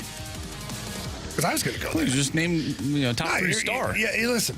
You have every right to pick him. Well- It doesn't mean I have to like your pick. That's fine. I know you don't care. I don't care. I know. I don't expect you to care. Okay. But I care. I'm going to need you to lose that attitude when you drive downtown. Because I'm picking Dylan Holloway. Don't tell me what to do. Okay? Tell my kids, don't tell me what to do. Things got What happened to the last guy? Tell me what to do? Yeah. awkward. Take Jake Napers, please. Okay. The last guy that told me what to do, he ended up in a parking lot in Sudbury. As part of the concrete. Wow. No, it's only a sidewalk. Unbelievable. All right, you going with Walker tonight? I already wrote it down. Attaboy. Give me Robert the Thomas. Ah, come on. Well, that's not very risky. Give me Robert the Thomas. All right. You know, I was doing well in this, too. You were. Chipping away. Then I go on vacation. I mean, why don't you just give me a guy that is not even the roster? We tried. I thought so. Jamie, how come the Canadians are called the Habs? The habitant. So it's a French word. So habitant, right? It translates to habitant in French. And so people say, the Canadians, the habitants, And it just got shortened to Habs. The Habs. Are you a Habs fan? Go Habs, go. Yeah. Kind of weird how that happened, but that's how it rolls. The habitants. Now, let me ask you another little tidbit here. Okay. The CH Yeah. on their jersey, what do you think it stands for? Well, I think anyone would say it stands for Canadians hockey, It does. but I bet you it doesn't. It does stand for, I think people would think that it's the Habs, but it's actually Canadians hockey. Wow. Anthony, you haven't hit your face on the pool enough these days. Nope. You're close. Oh, son of a. You're close. Everybody does think it's the Habs. Right. In the middle there with the H, which, by the way, it is a fantastic logo. It's pretty legit. But I feel like Marshall loves that logo. I do. It's a classic uniform, and the fact that other teams do the stripe across the front bothers me because that should be reserved for the Habs. Okay. Yeah. So if you look at the logo, it has a big red C and then the outline of blue C on the outside and the H. And together, all of that it's a French, Club Hockey Canadien, Canadian Hockey Club. There you go. So it's all kind of mashed up together. It is. Interesting. And it's translatable so that both French and English mean the same exact thing with the same logo. It's all backwards, as Jamie pointed out. Well, yeah, because if you say Canadian Hockey Club, Yeah. and in French it's Club Hockey Canadien. That's awesome. That's why the QMJHL, or Anthony, the Q, right? The QMJHL, it's actually backwards. Really? And I think they did that so they could make the logo look like a hockey skate. Or maybe they didn't. I don't know. Maybe that's just how they say it. Interesting. You know, the Vancouver Canucks used to have a hockey skate on their sweater. They did the flying hockey skate. Yeah. They did. They still do. It's one of their alternate unis. Their very first, or not their very first, one of the 80s ones was just like a big V down here with like the three colors. It actually looked pretty sick. Their yellow one was pretty sick. Big V. Flying V. The flying V. That's where it started. Yeah. But it wasn't It's good history. V logo. It wasn't like a V and it said Vancouver like one of their other logos. It was literally just a V. It looked like a V-neck sweater. Yeah. Yeah. But like regular neck, but look, it just looked. Like, Yeah. That's interesting. I'll have to check it out. You should. I'll goggle it in the break. Yeah, sure. Jamie? Yeah. Have a great call tonight on FanDuel Sports Network. No, tonight. Oh, it's on Matrix Midwest. Yes. Matrix So it's one of those Midwest. games that the Blues have control over. A couple of ways you can watch this game. If you do have Spectrum, it'll be on channel 6, I believe, or 32, or both. No, 32 if you're antenna, channel 6 if you're Spectrum, and then if for some reason those are not an option, you can download the Victory Plus app for free and watch it there too. There you There's have some it. fun stuff going on. Chris Pronger, Bernie Federko at the desk with Alexa Datt. Andy Strickland will be a part of it. And then Joey Vitale is going to join John Kelly and I in the booth to call the game. So we have a three-man booth we haven't had here in, I don't know, Beautiful. 20 years. Yeah. Now, will awesome. you still be between the benches with the three people The three on guys? the game? Yes. I'll be between the benches, and it's like a TNT game where you've Right. got like Darren Pang, Ed Olczyk, and like somebody else who's a play-by-play guy. Nice. Yeah. We'll have fun tonight. Thank you. But We'll be have the careful. game. Yeah, of course. Be careful out there. We got the game for you right here on 101 ESPN. Almost got hit last game. Yeah. It has happened before. It has happened before. Twice in one season for somebody. One big old blockhead. Rob Ray, did I tell you that? Rob Ray been hit in the head twice this year. Yeah. No. I yeah, text him. I'm like, hey, buddy, are you even watching the game?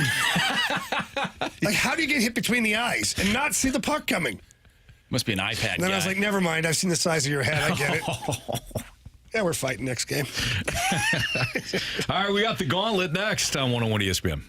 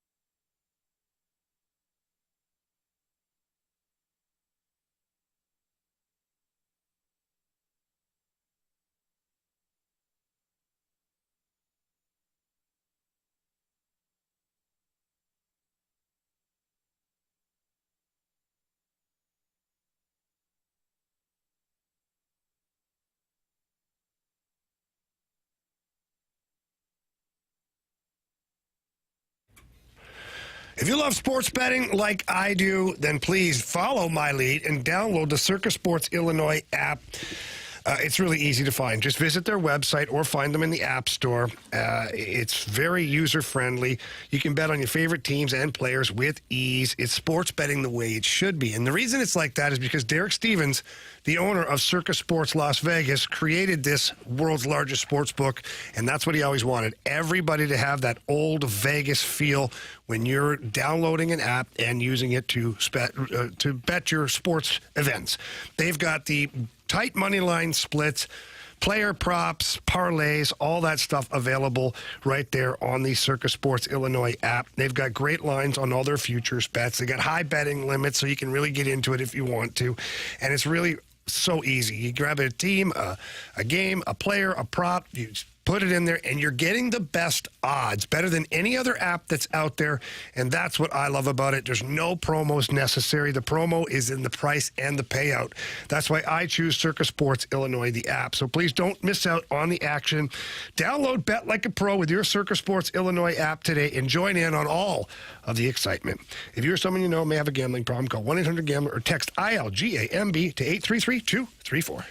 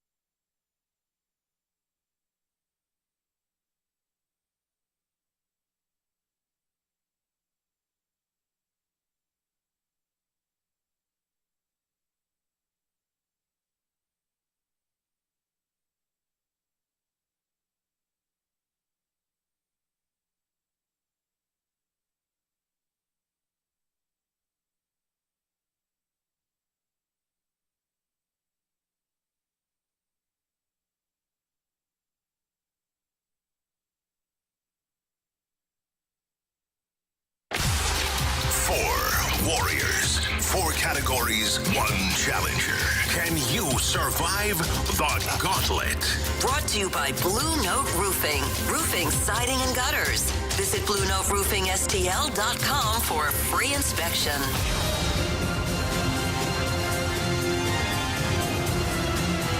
It's Fastlane on 101 ESPN 406. Your time check brought to you by Clarkson Jewelers, an officially licensed Rolex jeweler with Andrew Marsh. I'm Anthony Stalter.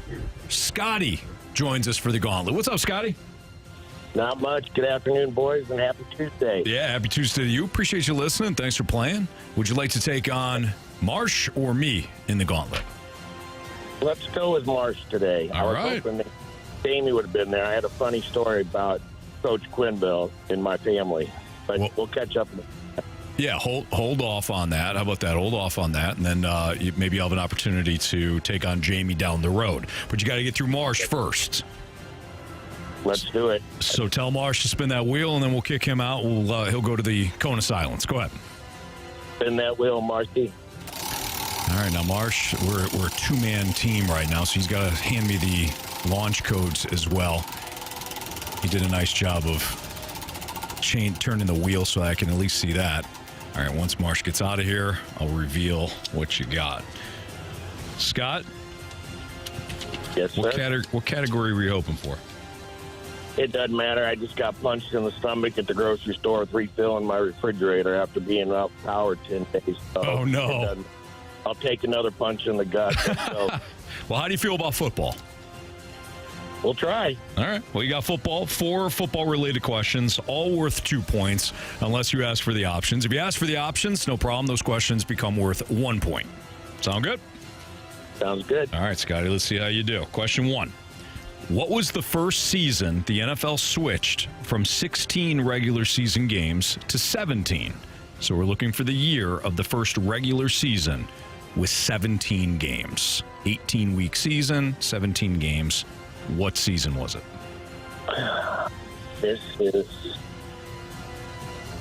2021. You cut out, Scotty. What'd you say? 2021. Final answer? Final answer. All right. Question 2. Bill Belichick's first season as the New England Patriots head coach was 2000. Before that, who was the Patriots head coach for 3 seasons from 1997 to 1999? I have no clue. I'll take the options, please. All right. Dick McPherson, Bill Parcells, Pete Carroll. Let's go Pete Carroll. Final answer. All right. Question number 3.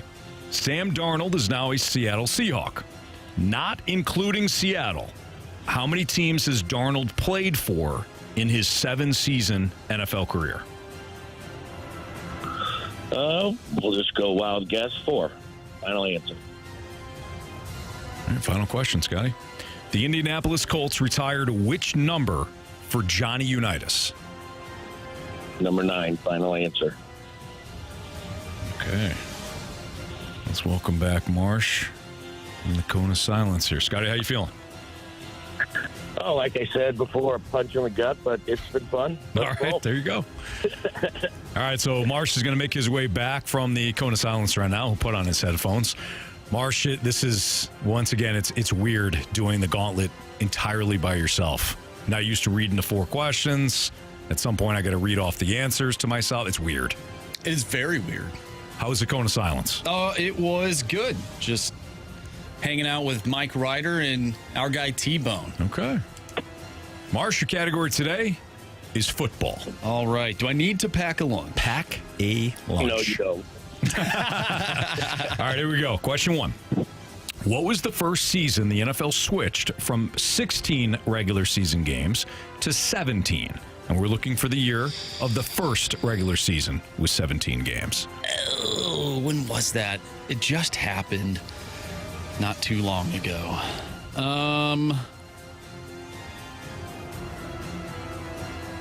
Well,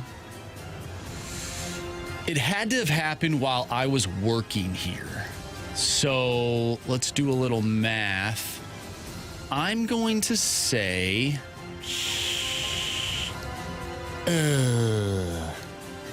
let's go with 2022. Final answer. All right, question number 2. Bill Belichick's first season as the New England Patriots head coach was 2000. Before that, who was the Patriots head coach for 3 seasons from 1997 through 1999? Oh, man. So this would have been in between Belichick and Parcells. Bill Parcells, I think. Yeah, because he left after the Super Bowl. Let's use the options. Dick McPherson, Bill Parcells, Pete Carroll. Ooh. I think it might have been Pete Carroll. Because then he went to USC? Parcells, no, because Parcells left after the Super Bowl. That's what the huge controversy was. I'm going to go, I have no idea who that first guy is. It's probably him, but I'm going to go with Pete Carroll. Final answer. Question number 3. Sam Darnold is now a Seattle Seahawk. Not including Seattle, how many teams has Darnold played for in his 7-season NFL career? So we have the Jets, the Panthers, the 49ers, and the Vikings. I do not believe I'm missing a team there. I will say 4. Final answer. Final question. The Indianapolis Colts retired which number for Johnny Unitas? Jeez. What number was he? Jeez. Options. 9, 18, 19. I mean, Peyton Manning was 18, so I highly doubt they retired that. So it was 18, 19, and 9. Yep. Let's see here. Do I want... So I've eliminated 18. I was thinking 9, but I think it's 19. I'll go with 19. Final answer. All right. Let's go over these. Scott versus Marsh in football. Let's start off with the question I just asked Marsh. The Indianapolis Colts retired which number for Johnny Unitas? You just heard Marsh say 19 with the options. Without the options, Scotty said 9. Correct answer is 19. Oh! Marsh with a 1-point lead. We're going to go in reverse order today. Sam Darnold is now a Seattle Seahawk. Not including Seattle, how many teams does Darnold play for in his 7-season NFL career? Marsh, you said 4. Scotty, you also said 4. Correct answer is 4. Nice job, guys. The Jets, Marsh named them. The Jets, the Panthers, the 49ers, and the Vikings. And now, of course, he's a Seattle Seahawk. So Marsh still with that 1-point lead. It's 3-2. Bill Belichick's first season as the New England Patriots head coach was in 2000. Before that, who was the Patriots head coach for 3 seasons from 1997 through 1999? You both took the options. You both wound up saying Pete Carroll. Correct answer is Pete Carroll. Nice job, guys. So Marsh maintains that 1-point lead. Comes down to this. It's question number 1. What was the first season the NFL switched from 16 regular season games to 17? We're looking for the year of the first regular season with 17 games. Neither of you took the options, which is an important factor here. Marsh, you said 2022. If it's 2022, Marsh wins. If it's any other year besides 2021, which is what Scotty went with, Marsh also wins. But if it's 2021, Scotty wins by 1. Because, again, he did not use the options. Correct answer is 2021. Scotty. Oh, You have chosen wisely. Wow. No punch in the gut for you, Scotty. You got 5 points to Marsh's 4. Congratulations. You win. You'll advance to take on somebody tomorrow. Awesome. Sounds good, boys. Have a good night. Let's go Blues. You too. Let's go Blues. And actually, I think it's going to be me because Marsh and I are doing the show solo tomorrow. So. Oh, all right. You got me. Hopefully it's random. You'll be just fine. You'll advance to round 3. Good job, Scotty. Thanks, guys. Have a good night. You too. You Thanks. as well. Bye. He sounds like a He really sounds nice like a guy. great guy. There must be something up, There's though. something up. Yeah. I don't know. Maybe things are changing, though. Wow. I don't think so. There's something wrong. We just haven't Honestly, I figured it out yet. kind of got like chills thinking about this. Like, what has Scotty done in his life? Because you only beat great guys in the Gauntlet. Yeah. I don't know. Let this play out and see.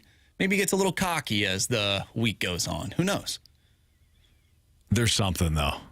But he seems, from the surface, Like a great guy. fantastic dude. Yeah. Said a let's go Blues. You got to love that. So who's Told us to have a great night. Who's locked in his basement right now? You never know. What I mean? You don't know.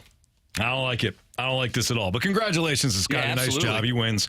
All right, we're going to move on here. We got Alex Ferrario, who's going to join us for the final hour plus of the show, 2 hours, nearly 2 hours of the show. He's going to join us from Enterprise Center, where the Blues will take on the Canadians tonight, and we'll dive back into the Blues. We'll throw some questions at Alex about the current run that the Blues are on, and also discuss whether or not, really what has been the Blues' success after the Four Nations tournament. So we'll get into that with Alex next on 101 ESPN.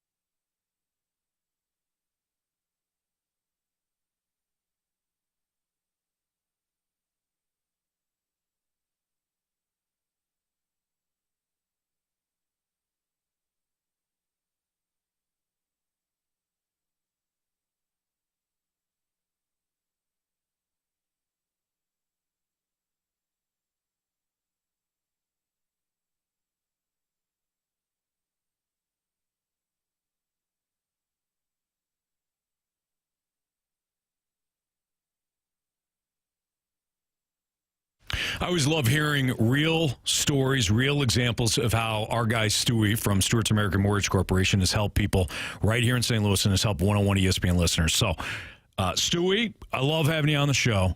What is one recent example of a story of a 101 ESPN listener that called you and you were able to get something done for them? Anthony, we talk all the time about getting pre-approved by somebody local. Real estate agents like dealing with people that are local. They know the markets. They know what they're going to get at the end of the day. We had an ESPN listener call us and said, hey, I heard you on ESPN. I want to get pre-approved. I want to be ready to buy that house because you never know when I'm going to walk into it. Well, he did. So 2 weeks later, he went ahead and he found the house. The problem was there were 10 other offers that were out there, and his offer was number 3. Well, we said it's going to be really easy. Tell the seller we can close in 10 days. All the other lenders take 30 days just to get the loan approved. We can close a transaction. The seller can have his money in a 10-day period. So they did that. They were the third highest offer. They got the accepted contract because the seller knew they were going to get their money quickly. We closed in 10 days. Everybody's happy. If that's the way you do it, get set up now so you can bring that ammunition to the table for the seller and get your contract accepted. Okay, all that's great, but you actually have to pick up the phone and call Stewie first, or you can text him if you want, because he hands out his personal cell phone number, 314-324-4440. Again, that's his personal cell phone number. So the story that Stewie just shared is amazing, right?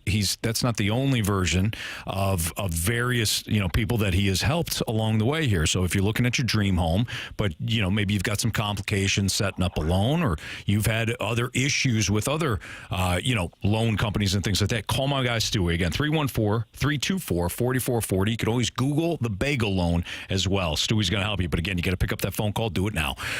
Pick up that phone to make the call. Do it now. Stewie, thanks, man. Have a great night, Anthony. NMLS number 226715.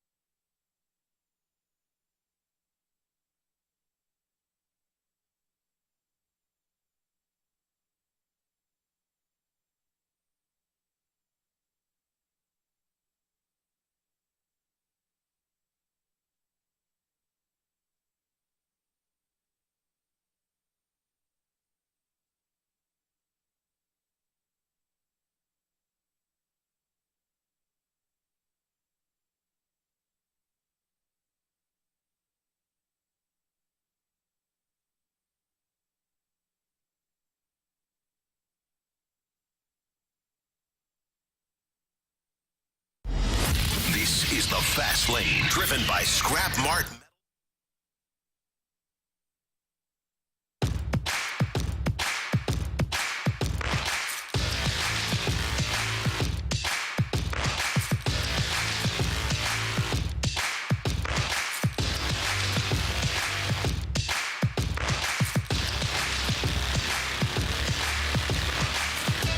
It's a Fast Lane on 101 ESPN. The Blues will take on the Canadiens tonight in a matchup of bubble teams. Bubble for Montreal in the Eastern Conference. And, of course, our Blues looking to hang on to that final wild card spot at the very least in the Western Conference. And somebody that's going to be on our pregame show and the intermissions and the postgame show right here on 101 ESPN, Alex Ferrario, our guy from BK and Ferrario, is down at Enterprise right now. He's getting ready for the Blues and Habs matchup. Alex, how we doing?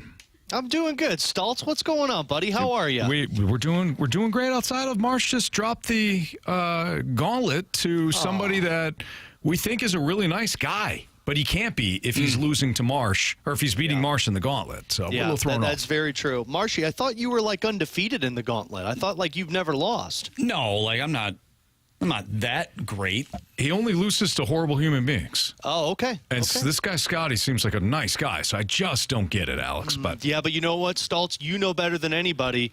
Sometimes people can sound like great guys, but kind of be POSs on the other side. Yeah, very true. Very true. You're not. I fall into that category sometimes. I was about to say, you're not one of them. Not my Italian brother. No way. No, not at all, Paisan. Alex, let's talk about the Blues. So I know you've expressed some of these takes on BK and Ferrario, but for our listeners here in the Fast Lane, if you were to pinpoint one thing that has been a key contributor to the Blues' success following the Four Nations face-off, what would that be? Habits and structure. I think those are the two, and I know that's 2 in 1, Stultz, but to me they go hand in hand, because the moment Jim Montgomery stepped into the doors of being the Blues head coach, he discussed, one, making sure that the Blues were getting back to winning habits and facilitating a structure that emphasized winning. Mm-hmm. And I personally feel like, Stultz, they have matched that since the Four Nations break. Now, I know a lot of people probably hear that and they say, yeah, but why did it take 2 months to figure it out? Because, Jim Montgomery comes in November. But even Jim Montgomery, Stultz, said, like, look, 6 weeks is about how long it takes to really put a plan in place with a group of players. And you got to think, cool, 6 weeks, that's for a new head coach who's going through preseason and training camp all the way up to the beginning of the season.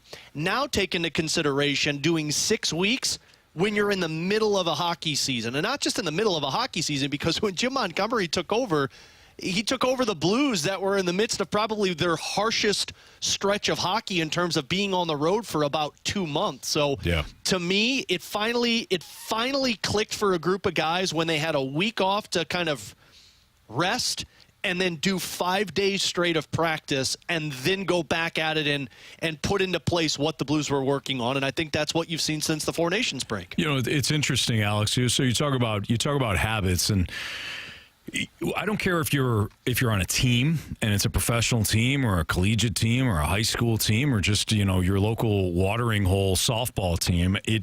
Sometimes it does take a little bit of time to gel, and when it comes to a professional team, that can be even more difficult. And I think for fans, we like to say, well, as soon as everybody puts on the blue note, everything's just going to fall into place, right? Or if you're a fan of another team, as soon as you wear the uniform, well, everybody just likes each other.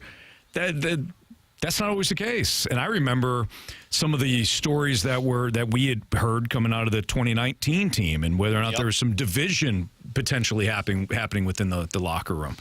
But once things fell into place, and they fell into place organically, and everybody started to fight for each other, and everybody started to understand their role, that's when the team came together. And I don't think you have success on the ice without that happening off the ice. Are there teammates that don't like each other that have played on winning teams? Absolutely. There's always exceptions. But when you have a team gel off the ice, understand their role, and start playing for the guy next to them, and then you have that success on the ice, well, now you got a team that, could be unstoppable. And I'm certainly not saying the Blues are the best team, anything like that, but they have caught fire, and I think it's what you talked about, Alex, in that they have come together and their habits have maintained throughout this winning streak. Yeah, I mean, Stultz, I think you nailed it. And people get upset when you compare any team to a championship team of the past because it's like, oh, well, this team doesn't have that. I'm not saying that this is a 2019 St. Louis Blues team, by no means. Yeah. But I do see a lot of similarities, Stultz, in terms of when Craig Berube took over. We all remember that press conference where the first thing out of Craig Berube's mouth was, we need to reestablish confidence in this group. Mm-hmm. And the Blues this year were a group that lost their confidence. I mean, when Drew Bannister was here, it was a team that was playing .500 hockey. Their power play wasn't good. Their penalty kill wasn't good. Everything that could go wrong would go wrong against them. They had injuries to Thomas and Broberg. It was a lost group. Sure. And then after the last 2 years where the snowball effect was real for this Blues team, they finally started to get some confidence. You know, you had that hot streak once Jim Montgomery took over as coach, Stoltz, to where it was like, oh, okay, hey, we're seeing this now. And then you get January, and January was a lot of played well, did not follow through, or had the structure, but the bounces weren't going your way. And then you'd really start to kind of fall back into, oh, great, are we doing this again? And I also think they suffered from not having a healthy Pavel Buchnevich and an unhealthy Robert Thomas. And now you take everything that happened from Jim Montgomery on, a team that's starting to get more confidence in their structure, a week off to where everybody's going 1, 2, 3 Cancun and they can rest up all of their bones and bruises. And then you come back and they practice for 5 straight days. I don't remember what the exact number was, Stoltz, but from the moment Jim Montgomery stepped in all the way up until that Four Nations break, I believe the Blues had a total of 7 actual practices. Wow. Like practices where it's not a morning skate and it's not a off day to where they're just coming to the rink and doing optionals. They had 7 total practices for almost 2 months. And then you have 5 in 1 week. So everything fell into place, but I think you got to start with the confidence of the group. And when you get healthy players, when a structure that has been in place now for 2 months, and you get guys coming back that are willing to, like you said, fight for each other, and this team's fighting for each other, that's what you get these results where they've gone on this run for 16 straight games. Guys, Splashback Deuce with some great perspective. Comparisons. He loves me, Stoltz. Yeah, comparisons by definition are not the exact same. The comparison is made for the similarities, but people love to bitch about certain things. So he's right. He's absolutely right. So don't be afraid to make those comparisons because that's all they are.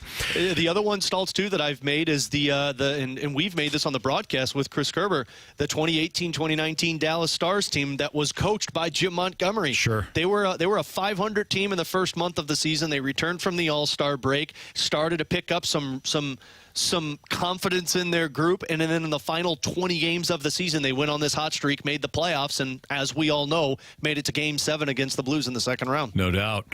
Could have easily advanced as well. A Jay Bomeister stick away from potentially going to the Western Conference Final. Yep, absolutely. Fortunately, Jordan Binnington played for us that night, and so did Pat Maroon. So, all right, it's the Fast Lane on 101 ESPN.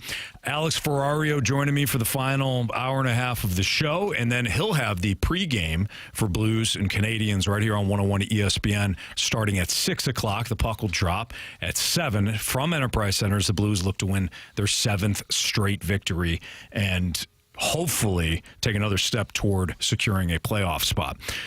Our Sports Six-Pack, Part 1, is next. 314-399-9646 is the Air Comfort Service text line. So if you got a question for us, send it in. We'll have our Sports Six-Pack next on 101 ESPN.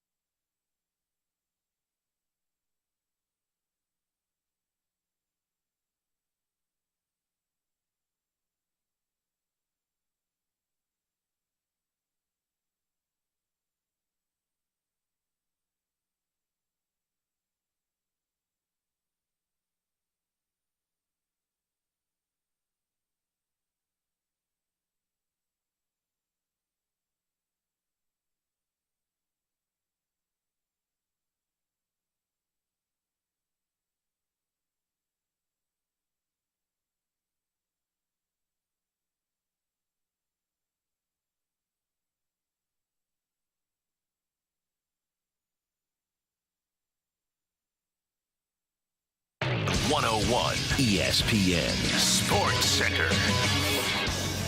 I'm Andrew Marsh. It's time for a Sports Center update driven by Johnny Londoff Chevrolet and Johnny Londoff Autoplex. We just got done talking about your St. Louis Blues. They go for 7 straight wins in a row as they take on the Montreal Canadiens tonight. Pregame starts at 6. Puck drop is at 7. We have Alex Ferrario joining us for the remainder of the show.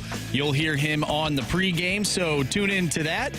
But coming up next, we have our Sports Six-Pack. So if you have a question you want to send our way, do so using the Air Comfort Service text line 314-399-9646. We'll have our Sports Six-Pack next.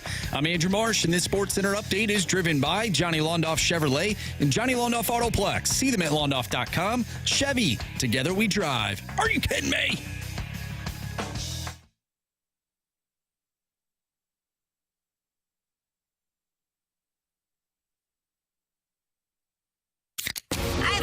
It's time for the Fast Lane to answer your sports questions. I want to ask you a bunch of questions, and I want to have them answered immediately. Asking me all these weird questions. Answer the question. Answer the question. Answer me! The Sports Six-Pack is now. All right, time for the Sports Six-Pack here in the Fast Lane on 101 ESPN. Alex Ferrario is joining us right now from Enterprise Center. He'll be here until the pregame show with Alex Ferrario. It starts at 101 ESPN at 6 o'clock. Time for our Sports Six-Pack Part 1. 314-399-9646 is the Air Comfort Service text line. Andrew Marsh has question 1. Question number 1. All right, we get a question from the 636. I heard Marsh was playing detective the other day, trying to figure out who was using or took, in quotations, his headphones. Just there. And my little jack was gone. Somebody jacked my jack. Somebody, Alex, put Marsh's headphones in the middle of... Like, no, it's not in here. We don't know where they're at. It was in the Bermuda Triangle. Yeah, so for those that You're don't... lucky you found it. Seriously. For those that don't know, the Bermuda Triangle in the studio here is just a collection of dust and cords and... Toilet paper. I mean, it's... Nobody wants to go in there, right? So there's no reason for any headphones, any active headphones to be in there. And yet, there they were. As if somebody said, I don't care about whoever's headphones these are. I'm going to just throw them wherever I damn well please. Let me ask this, Marsh. Who would you say are the top suspects? Oh, It's a great question. I don't want to throw that out there. I have no idea. I really don't. Okay, well, let's not name names. Let's just name showtimes and names. Well, I did my detective work, and I don't know. It could have been somebody over the weekend. I have no idea. Hell, it could have been me. The weekend crew. Okay, Jordan Deacon me. or Grant Francis is what you're saying. I don't know, and I'm not here to speculate. Right? It's all solved. I have the headphones. I got a new jack. We're all good, and I'm putting water under the bridge. I don't think it's a reg. I don't think it's a regular. You think it's a rogue? I think it's a rogue person, somebody that came in here that was probably an in-studio, like, guest. Maybe. That could be it. Or, that's a good point. You know, sometimes nights and weekends, you bring some friends and family along. Hey, I got to work, but it's cool. Come on in and just sit in the studio or whatever. I don't think it's a regular at 101. I don't know. So I think we need to check the tapes. We need to know who was in here, what guests were in here, and, then maybe we got to mess them up. Suspect number 1 for me is BK. No, I don't think Always he'd number be 1. using these. Wow. But I'll look at those tapes, Anthony. I'll be like that teacher in The Incredibles where I'm looking at the tape and I'm like, right there. Yeah. Coincidence? I think not. Dash got her. Got him. Anyways, there's a question attached to this. Okay. Yeah. What do the other shows on 101 do that is a pet peeve of the Fast Lane? Oh, yes. Here we go. All right. Here this we is go, perfect Stoltz. with Alex. Marsh, Here we go. I think, Marsh, you have one. If you're willing to go there. What would that be? Sometimes sometimes the pit stop isn't fast enough. Fair. For Marsh. So Marsh has to come in. He's got to set up, He's got to get his computer set up. He's got to get the board set up. He's got to get everybody, the rundowns that if we haven't had an opportunity to exchange the rundowns yet, if there's audio in the first, he's got to get it all set. He's got to get his bearings set up. And there's a bit of a pit crew, a pit stop that's got to happen in between shows, and you got to be pretty quick. Yeah, I don't know if that's on somebody or if it's just the nature of it. The nature of it. I think that does fluster me a little bit, but it's fine. Yeah, it's not a huge deal. It's All a right, big Marsh, deal. It's a big deal when my headphones are gone. Marsh, let's get to the business here. What about BK and Ferrario annoys you? Specifically, BK. What annoys you? BK does not annoy me. Okay, so what annoys you about Ferrario? Nothing. You're too nice of a guy, Marsh. No, I know Stalter's over there thinking of something. Under the bus here. Look, no, the question. There's a question. The question was asking. Yeah, there's a question there. We owe it to the people to give them an honest answer. Yeah, but I feel like I'm being targeted right now. How about you? There's 3 other people a part of this show. I got to be honest. I don't think anything bothers me about the other shows. Then why does it bother me? Because I think yours is legit. You know what? I'll throw it out there right now. I'll say it. Jackson's basketball updates and the SportsCenter updates bug me. Wow. What? There you go. Wow. There you go. Okay, there you go. Fair enough. I just thought of something that used to bother me, but this used to really bother me. All right, here we go. When Dunk and I would do the midday shows, of course, we're sandwiched between 2 shows.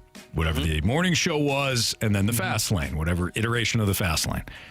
And we have a clock, of course. Oh, I think somebody else on this show right now deals with something like that. I think I know what you're talking about, Stoltz. Welcome to another pet peeve. Our show, Dunk and I's show, would, it started at 11 at one point and then noon at one point. And sometimes our show would start at 11:07 or 12:07 or whatever. And when we had 4 shows, the show before us would always say, well, the morning show got off clock and, so now we're off clock. Mm-hmm. And I didn't say anything for a while. Finally, I was just ticked off enough. I go, that's funny because the fast lane starts on time every single day.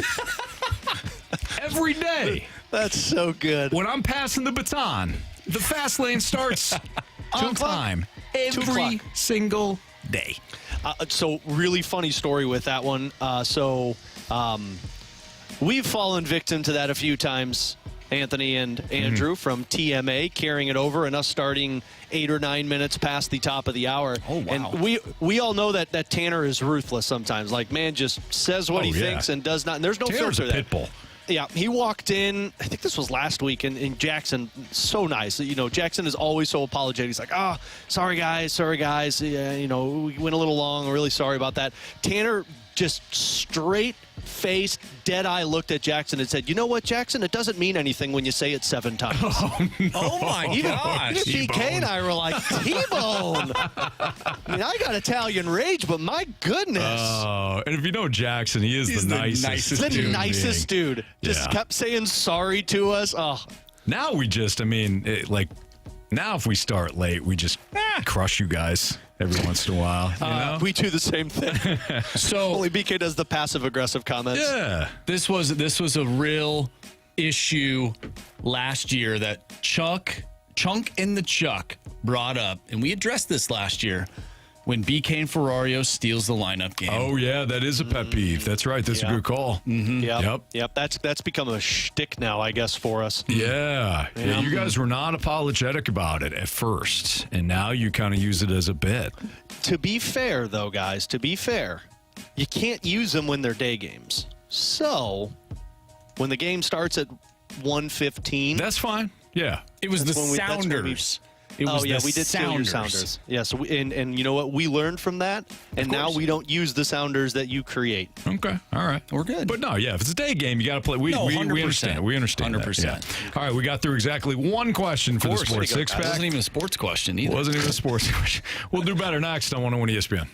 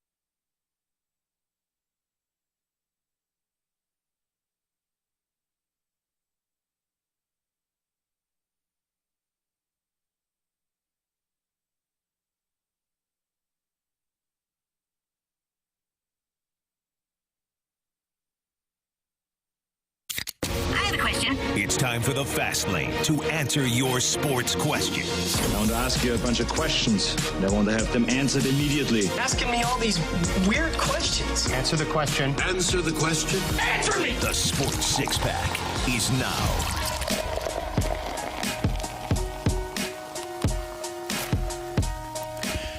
We just recorded a new Spread Zone episode.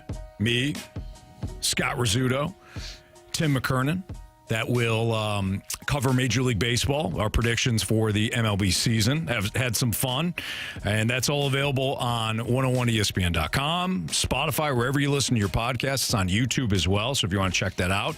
That was just released, so if you're interested in doing some Cy Young Award betting and AL and NL MVP awards and division winners, we covered all that, me, Tim, and Riz, on the latest Spread Zone episode that recorded earlier today. So again, 101ESPN.com, wherever you get your podcast, and the YouTube channel. That's all available right now. All right, let's continue our Sports Six-Pack. We'll pick up the pace a little bit here. Question number 2. All right, let's go to the Air Comfort Service text line. The 217 wants to know, Calgary and Vancouver both have more losses than wins, including overtime, yet are right with the Blues. Do you think the points system needs a look at? What do you think, Alex?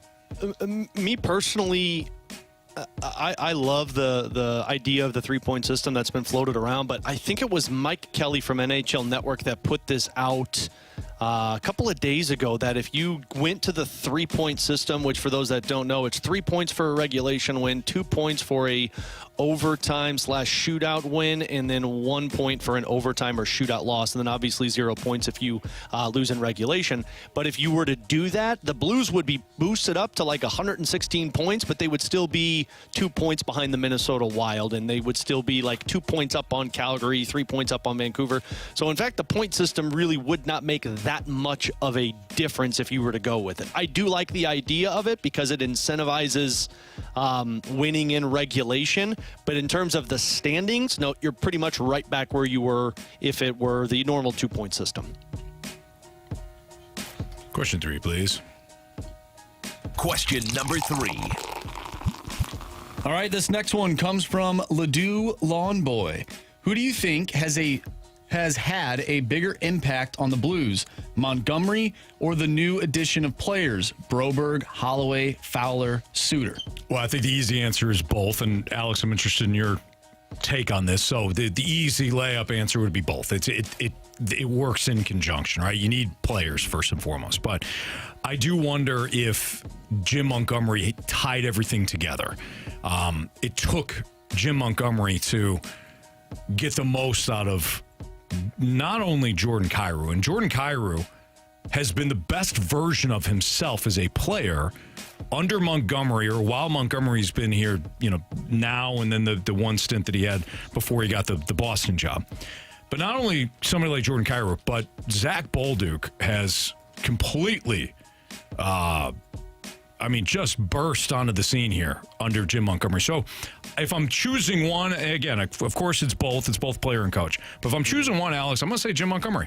Yeah, I'm with you there, and it's a pretty close conversation. I think you were right when you said it's both, because you can't overlook the team's success without talking about Cam Fowler getting traded to St. Louis. Curb said this on BK and Ferrario last week. That was the trade deadline move, Stoltz. Like, everyone wanted the Blues to make a trade deadline move. They just made it in December when they brought in Cam Fowler, and he has been one of the best defensemen offensively and plus-minus wise since he was acquired. But for me, it's Jim Montgomery, and I think all of it comes back to what we talked about earlier. It's confidence. When you got a guy like Jim Montgomery who put together a historic season with the Boston Bruins a couple of years ago, when you got a guy who took a underachieving Dallas Stars team and got him to the playoffs, everybody's going to be listening up with that one. This isn't meant to be disrespectful towards Drew Bannister, but when you've got somebody who didn't have any NHL experience versus somebody who has put together multiple successful seasons in the National Hockey League, I think individuals are willing to listen to changes to how they play and the style and the character that they play with when Jim Montgomery's saying it. Question number 4. From the 636, how come you guys haven't been talking much about the NFL draft? It's tough. I would love to. I really would. I would love to do more of the NFL draft. But here's the problem. With the NFL draft specifically, unless you're a fan of a specific team, I don't know how much you care about it. We certainly have talked here and there about the quarterbacks, Cam Ward and Shadir Sanders, and where they could go. But it's not like when the Rams were here and we were able to pinpoint certain prospects that we could discuss almost ad nauseum, or discuss potential late round picks, needs that they had. I mean, there's a lot of coverage that we had with the Rams, not only because we were the Rams radio network at the time, but again, because we could identify needs that the team needed, talk about the roster, expand the conversation. Whereas now with the NFL draft, I just don't know how many people care about, who the Browns are going to pick in the top 10. Yeah. Correct me if I'm wrong here, Stoltz, too, but it feels like it's in terms of the prospects, the guys that are going to be selected because there's so few quarterbacks, it feels like it's a little bit boring compared to previous drafts. Right. You just don't have that. Right. Absolutely. Yeah. Like maybe last year, I don't know if we did discuss the NFL draft a little bit more because of the quarterbacks, the amount of quarterbacks that were in the draft. So that's a good point, Alex. But, again, if you're not a fan of a specific team, or maybe even you are, but let's say you're a Packers fan, right? Well, if you're a Packers fan, and we're talking about the Chiefs pick, I don't know if you're that excited about it. So I love football. I talk it all day long. I talk it for 4 hours if I could. But we have to serve the greater good of St. Louis sports, which of course is going to be your Blues and your Cardinals. Question number 5. Something like a podcast would be great for, like a Gridiron Guys podcast or something. Like a former NFLer and a guy who loves football. Yeah. Great podcast idea. Coming together and doing a Gridiron Guys podcast. I'm just spitballing names for a podcast. Yeah. Yeah. I like that one. That's if those smart, guys, Stoltz. If something like those two guys could get their act together, and record a podcast or more than 3 podcasts. Good looks and brains, Stoltz. Way to go, man. Well, I appreciate that, Alex. Thank you. Yeah. From a 618, if Victor Scott continues to hit the way that he has this spring, does he steal the leadoff spot? I can see that. It's not just about hitting, of course. It's on base percentage, right? That is what your leadoff is tasked to do. See as many pitches, be as comfortable as you can in, deep in accounts, two strike counts, be comfortable, but get on base consistently. So if Victor Scott can showcase that he can get on base consistently, would you love to have his speed at the top of the lineup? No question. I actually think Brendan Donovan would be an exceptional leadoff hitter. With the amount of pitches that he sees, if he can get his on base up, I think that would be solid. I think he would be a good leadoff hitter. But Victor Scott, Mason Wynn reclaiming that role at some point, yes. Yeah, that's where I'm at as well. I think because of the speed and honestly the power that he showcased throughout spring training. The power is there because he's done it in the minors before, but that to me is an ideal leadoff hitter, and I think a lot of Cardinals fans, go back and have visions of what the leadoff hitter used to be like for this team. Mm-hmm. The difficult part with that one, Stoltz, is like Ollie likes to do that left, right, and if Wilson Contreras is hitting that 2-hole, you've got to find somebody who can hit the 3-hole, and right now they're going with Brendan Donovan. I don't know if I'm on board with that one as much as I know BK is. Yeah. I'd love to see like a Lars Nootbaar hitting the 3-hole or an Alec Burleson, but their bats have to play in that 3-hole spot for Victor Scott to get that leadoff spot. Sure. Question number 6. We did it, gentlemen. We did it. We did Look it. At this, guys. Way to go. Very random question. Very random. From the 314, what gas station do you guys shop at? You shop at gas stations? Yeah, go in? It's funny. My daughter Madeline and I, when she was in kindergarten, before I used to, I'd drop off. I don't even think Lincoln was born yet. No, he wasn't. I'd drop off Killian at preschool, and then Madeline and I would go to various gas stations to see who had the best snacks and stuff. Nice. And I think we wound up with QT. QT was our jam.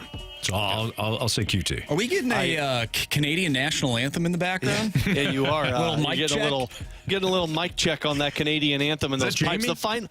No, not Jamie. He's standing in attendance on the bench though. He's standing at a salute for him. That makes sense for him. But the last Canadian anthem of the season, at least on home ice, guys, other than the playoffs when the Blues take on the Winnipeg Jets. No doubt. Well said. Calling that one out. Yeah. I'm not much of a brand loyal gas station guy.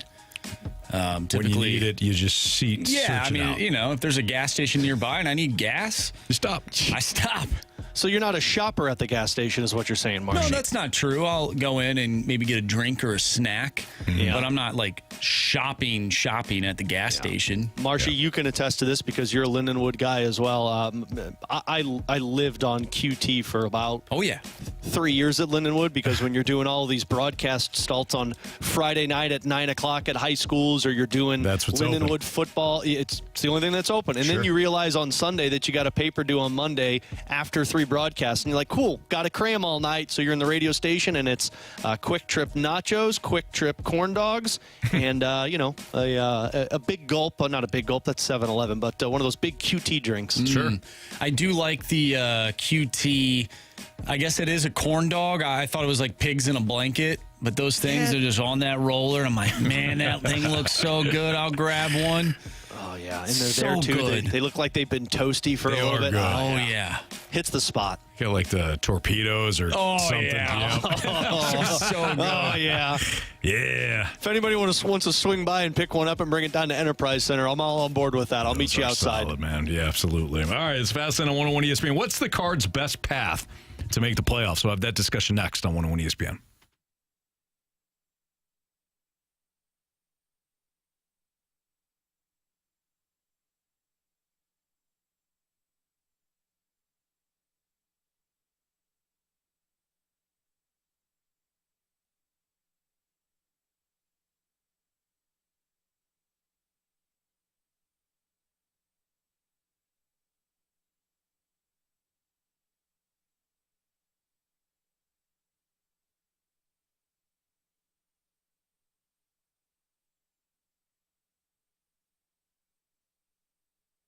Went down to Mentality today in South County. They got 2 locations, one in South County and one in Chesterfield. And the Chesterfield location is the one that Jamie typically goes to, and that was the one that Jamie brought me in after I looked at him at one point.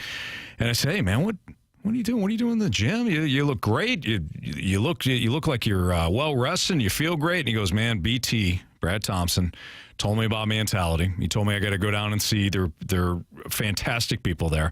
And I've been on the program, and I feel fantastic. And I followed Jamie's lead on that.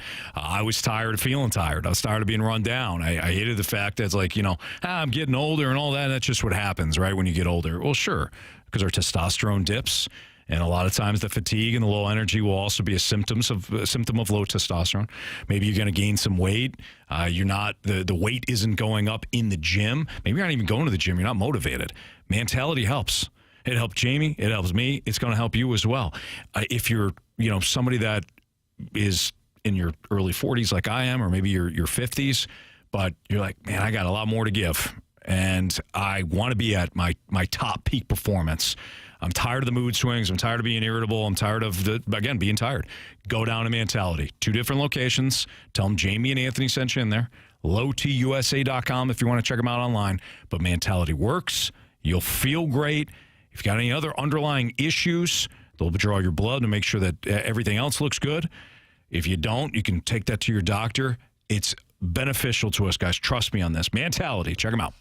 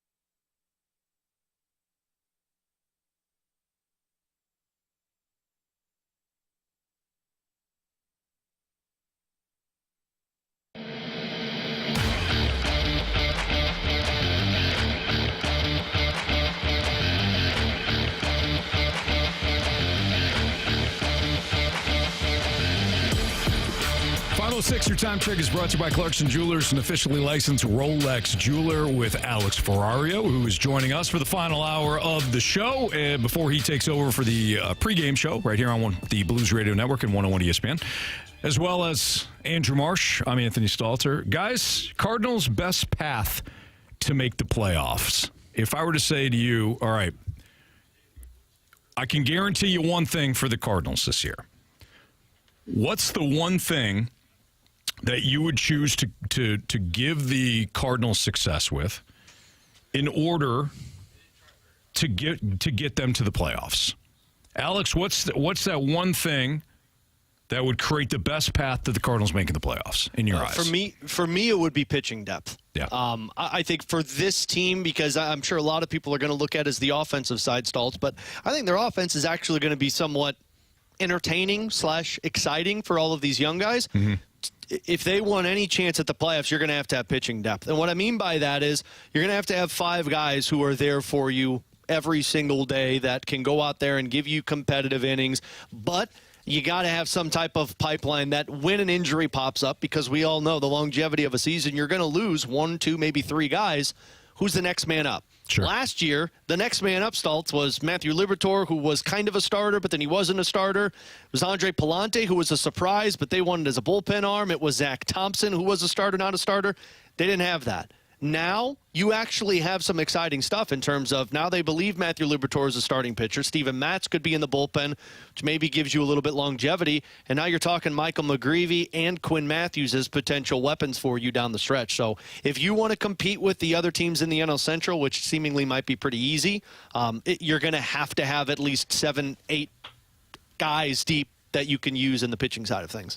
You know what's interesting? I was fully prepared when when we were talking about this segment in the show meeting. I was fully prepared to take that same angle, Alex, because to me it is about it's always been about pitching. Do you have a competent rotation, one that can withstand inevitable injuries, so that depth that you're talking about, and can you have a rotation that leads you to the playoffs? So I don't disagree at all with what you're saying. If I also combine what I think is realistic, I don't think it's going to be the pitching, because I think that Miles Michaelis is capped. I worry about Sonny Gray. I worry about the velo being down for Gray.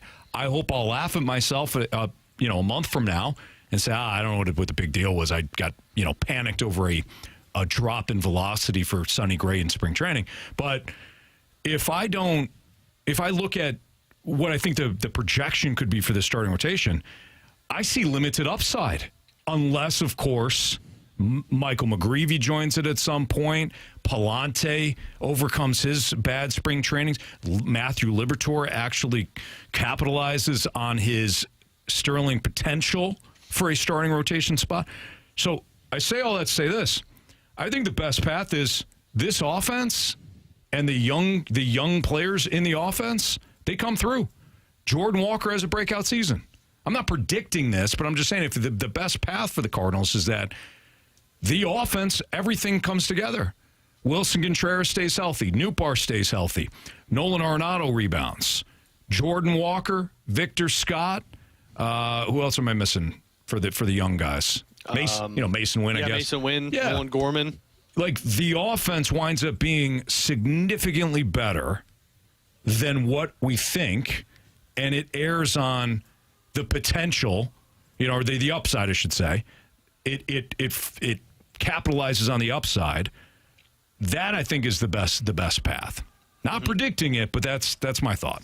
I think both can be true too, Stoltz. Like that's the problem with this Cardinal season. Like you don't have any area right now where you look at and you say, like, this could lead them to the playoffs, because as much as you want to argue the offense, which again I'm in agreement with, your offense could go out there and come through. But if your pitching is not at least decent for you, you're going to be talking about those guys always having to come through for 162. And, like, when I looked at their pitching, Sonny Gray, of course, is the concern right now, and look at how we're reacting. If Sonny Gray is hurt, I think we're all in agreement, like the season might be bleeped in that scenario. Sure. But, you've got an Eric Fedde, you've got an Andre Palante. Like, those are guys that at least you can have some optimism with. Like Miles Michaelis, in my opinion, coming into the season, he was going to be a 5 for you in this rotation, maybe a 4 if you're going to talk about Mats or Matthew Liberatore. But that's where the Cardinals are at right now. They don't have only one thing that this has to happen for the team to be a playoff contender. Man, they need every single element to work, because if one piece of that car breaks, the whole thing's going down. Yeah, great. Absolutely, Alex. What about you, Marsh? Mine kind of plays into what you were saying about the young players in the offense. For me, it's runners in scoring position. Can you come up clutch when guys are on base? That has been a huge problem for this team. If they want to make the playoffs, because of the question marks with the pitch, and let's be honest, just question marks all around, but with the pitching, in some games you're going to have to outscore your problems from a pitching standpoint. And how do you do that? You got to deliver when there's guys on base, something that this team has struggled with not only last year but the last few years. It's been an issue. So if you can correct that and some guys can come up large at key points throughout the season, I think they can find themselves in a playoff mix. I don't know if this is a playoff team, but I think they could surprise people and be in the mix come late July, August, September, if we're lucky. But I think they could be in the mix. Sure. I like what you said, too. It's like, let's be honest, it's going to be difficult no matter what path. Right. It's just the reality of the situation. If they make the playoffs, it's a wild card. I do not see them winning this division. Man, I actually look at that the other way. Yeah, the funny thing is, I think the division is so wide open that it would actually be the division and not the wild card. Is that what you were thinking, Alex? Yeah, because I look around and we all know the Dodgers are winning the NL West, but the San Diego Padres are going to be decent. The San Francisco Giants went out there and got Willy Adames. You've Arizona's got the Philadelphia. loaded. Yeah, you got the Phillies. You've got the Mets. I think the wild card is actually the I think that's closer to being impossible, in my opinion, for this team to make the playoffs. And the only way this team's getting in is going to be you have to outplay Milwaukee, Pittsburgh, Cincinnati, and Chicago to be a playoff team. Yeah, I agree with that. I think the wild card is going to be reserved for the second place teams in those other divisions. Yeah, the loaded NL East. Good call. And the top-heavy NL West. But you got 3 legit contenders in the NL West now. You got, obviously, the Dodgers, but the Padres and the Diamondbacks. I think the Diamondbacks, if they were in any other division, they may win the damn thing because their pitching is loaded. Nonetheless, if the Cardinals are going to be a playoff team, which is, we're asking a lot here. The talent, top to bottom, the top-end talent just isn't there. But if they are going to surprise, I think it's going to be from some of these unknowns, some of these younger players that just have put together some magical seasons. Let me ask you guys this. Let me go a different route. Which side of this team, the pitching or the position players, would get you more excited for the future after this season? Is it the pitching or is it the position players? Oh man, I hope it's the pitching. I'll answer it that way. I hope it's the pitching. What about you, Marsh? Yeah, I already am excited more about the pitching than I am the offense. Yeah. But, the big names in this organization are on the offensive side. Yeah. And so you kind of need them to take it up a notch. But overall, you have to have good pitching if you want to win a championship, and you can find other pieces and make it work from an offensive standpoint. But we've seen in the past the Cardinals they've struggled finding elite pitching. And that's kind of used to develop it. They used to develop it. And maybe the reason why they haven't had success in the playoffs is because of their pitching. That's kind of why I agree with the way I think you phrased that perfectly, Staltz. I hope it's the pitching, because the Cardinals have they've developed all of these guys, and we talk about this all the time on BK and Ferrari. Like, they do what they always do. They develop all of these complementary pieces, and even John Mozeliak said it in Derek Gould's piece. The difference has been we haven't found a Pujols or a Yadier Molina like we used to. Right. But they have struck out so many times, pun intended, with the pitching, meaning like elite pitching, Jack Flaherty, Alex Reyes, Carlos Martinez, that I'm hopeful that they finally have struck gold in guys like Quinn Matthews, Tink Hens, TK Roby, Michael McGreevy, Andre Palante. Like, I hope that we're starting to see that pipeline come through. Yeah, it'd be nice. That's Alex Ferrario. He's joining us for the final hour of the show here. Andrew Marsh, Anthony Stalter. It's Fastlane on 101 ESPN.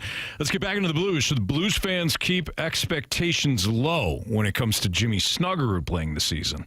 I know Alex has been hot on when Snuggerud is available, he'll be with the Blues. Does he still maintain that thought? That's next on 101 ESPN.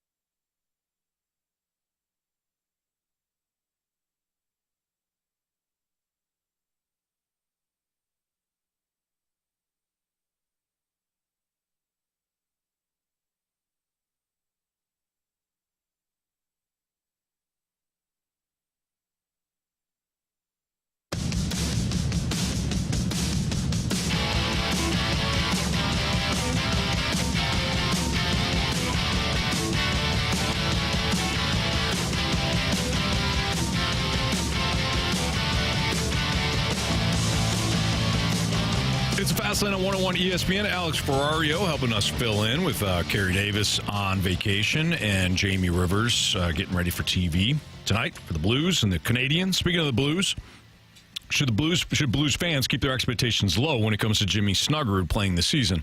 Alex, I know from listening to BK and Ferrario that you have maintained that as soon as Snuggerud is done with his collegiate career, that he will be on the Blues roster. No exceptions asked. One, did I get that right? Did I get your take right? And two, do you still feel that way? Yeah, nailed my take. I believe that the moment Jimmy Snuggerud is done playing collegiate hockey this year, he will sign a contract with the Blues, and he will be in the lineup. Now, there's a legit chance, Stoltz, that opinion shifts a little bit, because when I originally said that, my gut was, one, the Blues would kind of be a fringe playoff team, and two, he wasn't going to join this team until the final game of the season, because I thought his Minnesota Gophers were going to have a shot at the Frozen Four here in St. Louis. Well, that is not the case. Since then, they have lost their conference tournament, and they play this Thursday against Massachusetts. And if they lose Massachusetts, they are officially done. And Jimmy Snuggerud is now done with his collegiate career, at least for now, and has the opportunity to sign his contract. And why, Stoltz, that I believe he will sign with the Blues is, one, I think he's done what he's wanted to do in Minnesota, with the exception of win the national championship. But it's been 3 years, and now he sees a Blues team that is competing. And why I think he plays right away is because the moment he signs a contract, Stoltz, his entry-level deal officially begins. Now, I know this has been a subject of conversation over the last 24 hours. It's different with Dvorsky, because Dvorsky signed his entry-level contract when he was under the age of 20. And so what that means is he's got a slide deal. So basically, as long as he doesn't play 10 games between the regular season and the playoffs, it slides to next year. And so the 3 years of his entry-level deal begin next year.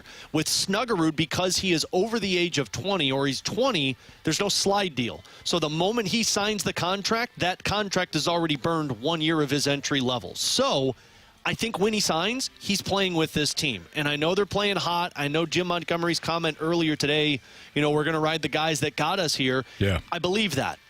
But I also believe that when you get a talent like Jimmy Snuggerud, who has a difference-making shot, you want to get that into the lineup. So I think he gets in, and I think he plays immediately. So do you think he would slide in? Because we're having this, you brought up Dalibor Dvorsky. Who would get in before, who's getting in over each other? Or are they both going in? No, so I and this is just, let me clarify this. This is just my opinion. This is speculation. My opinion is when/if, let's say hypothetically Snuggerud's season ends on Thursday and he signs with the Blues on Friday, then I believe you will see a Dalibor Dvorsky potentially go back down to the minors. Or even if Pavel Buchnevich gets healthy, I think Dvorsky will find himself back with the Springfield Thunderbirds. And when Pavel Buchnevich is healthy, he's going back into the lineup, which would pull an Alex Texier out and shift Bolduc back down. At least for me, I would look at this and say, does Snuggerud jump in to play with Thomas and Buchnevich, and Neighbors drops down in Joseph's spot to play with Sundqvist and Bolduc? Or do they put a Jimmy Snuggerud on that third line with a Bolduc and an Oscar Sundqvist? Because you get the shot in the lineup, and you get it on the power play to potentially be able to come up with that one-timer that they've been looking for so much. Those would be the areas that I'd look at, and I say he could slot in those spaces. That's tough, though. I mean, Alex, you kind of just outlined it. We just talked about Dalibor Dvorsky not going to be in the starting lineup tonight. And Jamie, before he went down to Enterprise Center himself, Jamie had noted that it was smart. He hasn't had any practices yet. He would have had one morning skate sandwiched in between two NHL games. And while Dalibor Dvorsky more than held his own and played very well in his NHL debut, it's just a tough ask to have a young player in the middle of a playoff run to play multiple NHL games without, practices and having that opportunity to take a deep breath and kind of put into practice what he's learning, right? Yeah.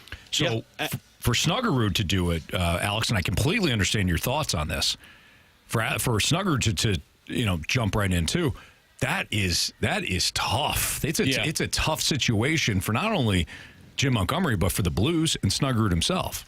Absolutely is. And, I mean, you're putting a lot of pressure on him to come into a scenario like this to where you just jump right into playoff mode in a playoff race with the team. And by the way, I agree with Jamie. I think it's a smart decision to have Dalibor Dvorsky sit for a game, mostly because this is par for the course with what the Blues do. Like Robert Thomas back in the 2018-2019 season, he did this for a bulk of games in the middle of the season to where, they wanted him to sit up top. At the time, Steve Ott wasn't on the bench. They had him sitting next to Steve Ott to watch the games. And Thomas, I remember talking to him that season, said, man, it was a massive difference for him to be able to watch the game from up top. Zach Bolduc, I talked to him earlier this year about this, and he said it was great for him to be a healthy scratch. He said Alex Steen actually would come into the press box with him and bring a computer and look at certain shifts and showcase that. That's what they're doing with Dvorsky here. So I think it's a smart decision. He came right in. He played a game. He played well, in my opinion, but they were being cautious with him. He was only taking offensive zone starts, and when it was a defensive zone, they'd get him off the ice and they'd put another line out there. But you're also having him watch from up top, and if Pavel Buchnevich isn't healed up by Thursday, which Montgomery said he was making progress, my gut would tell me Dvorsky gets another shot at playing on Thursday because he gets to watch, you put him back in there, you see what it looks like, and you kind of build a little bit more confidence from there. The reason I feel like it's different for Jimmy Snuggerud is my only reference point is talking to guys who have played at the collegiate level and also guys who have played in the American Hockey League, and then looking at guys that have done this recently. Like Matthew Nyes is a perfect example.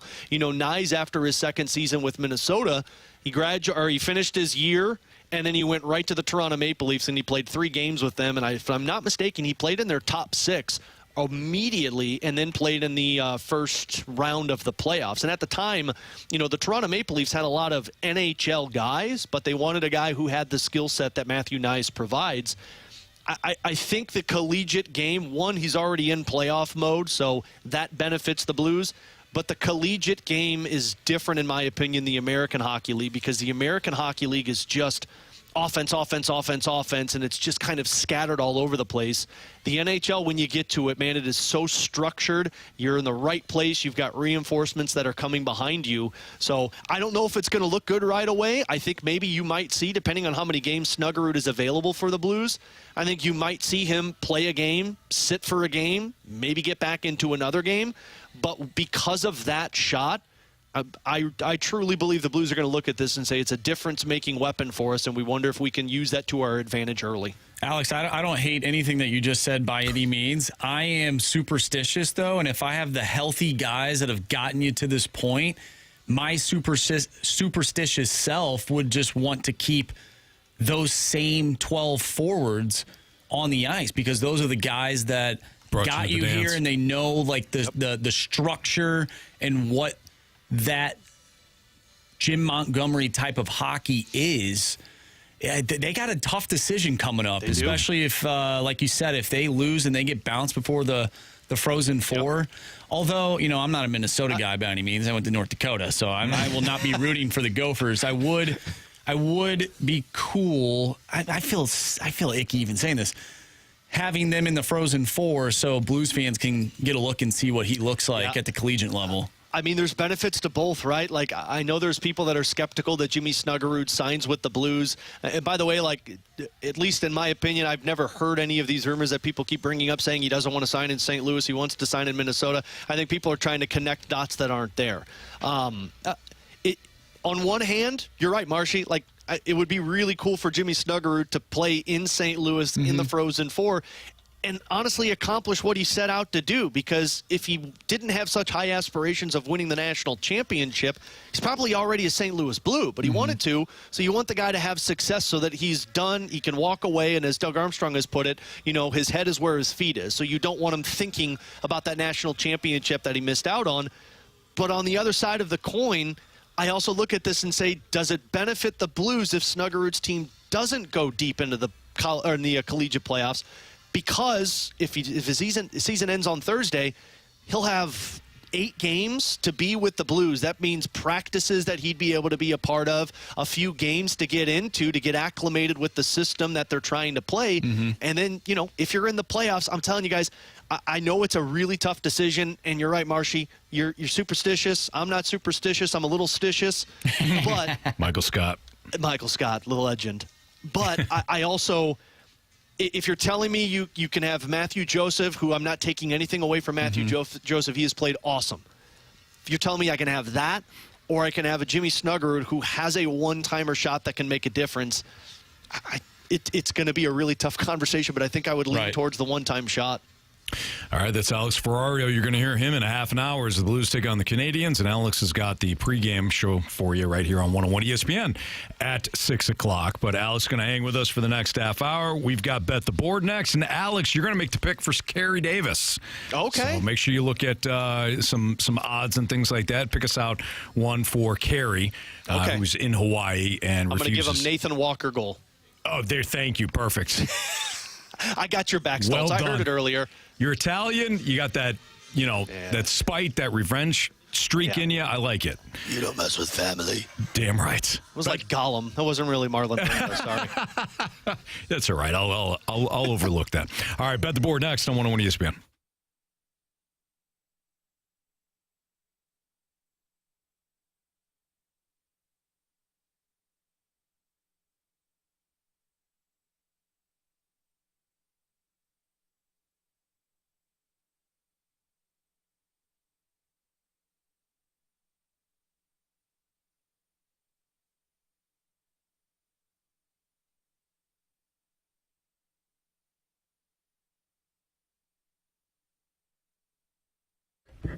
The family and I went to Florida for spring break last week, and when we came back, I wasn't surprised to see that my lawn was already growing. It looked green. It looked flush. The areas in which they had weeds and things like that, already the weeds started to die. Why? Not because of anything I did, but because I have Green Envy. Green Envy is hands down the best lawn company that you can work with in St. Louis. They've been in business right here in St. Louis for well over a decade. Locally owned and operated, Green Envy only uses products that are formulated for our soil type here in Missouri, our weather conditions in Missouri. They know what it takes to get your lawn looking green and flush throughout the spring and the summertime, and it's healthy year-round, even when the winter comes in and, of course, it starts to die. When it comes to Green Envy, they don't use national generic products. You can go to the hardware store and you can find that stuff, and you can waste a lot of money and waste a lot of time. They'll seed your property for you. They'll spray for weeds. They're battling Mother Nature. So if we get a bunch of rain and the temperatures start to warm up and the weeds start to come back, start to overtake your lawn, they'll come back out and spray at no additional cost when you're on their program. And by the way, their programs have no hidden fees or no contract. Give them a call. You won't regret it. 635-3689. You can also visit greenenvylawns.com, but jump on their program now, especially during the winter, especially during the spring months. Get ahead of things and have your lawn be the envy of your neighbors. Green Envy Lawns.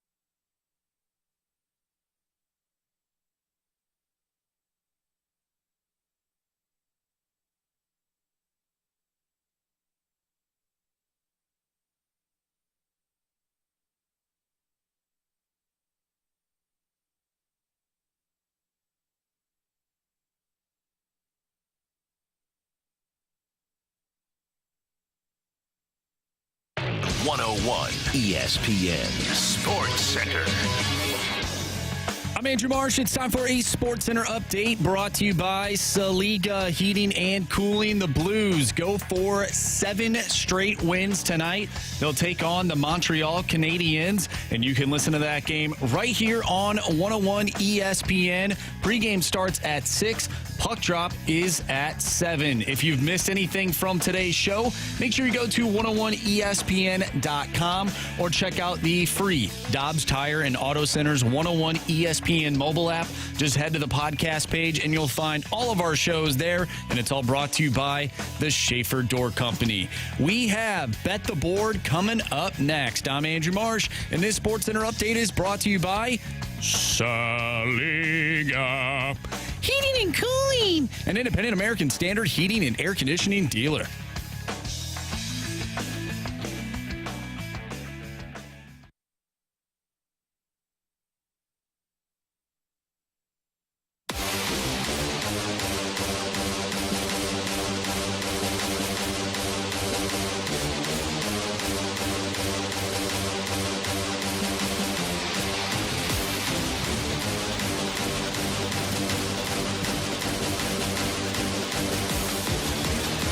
It's Fastlane on 101 ESPN with Alex Ferrario helping us out while Carey's out and Jamie's doing some TV work. I'm Anthony Stalter, Andrew Marsh here as well, and we've got Bet the Board. And Marsh, following last night's results, where are we at? Anthony, me and you and I, we're still tied. Deadlocked. 9-9. Shout out to those New Jersey Devils who did blow the game last night, but they did get the first 5 shots on net. First 5 shots on net. There you go. Good. Yesterday, I believe the over-under in that game was 5.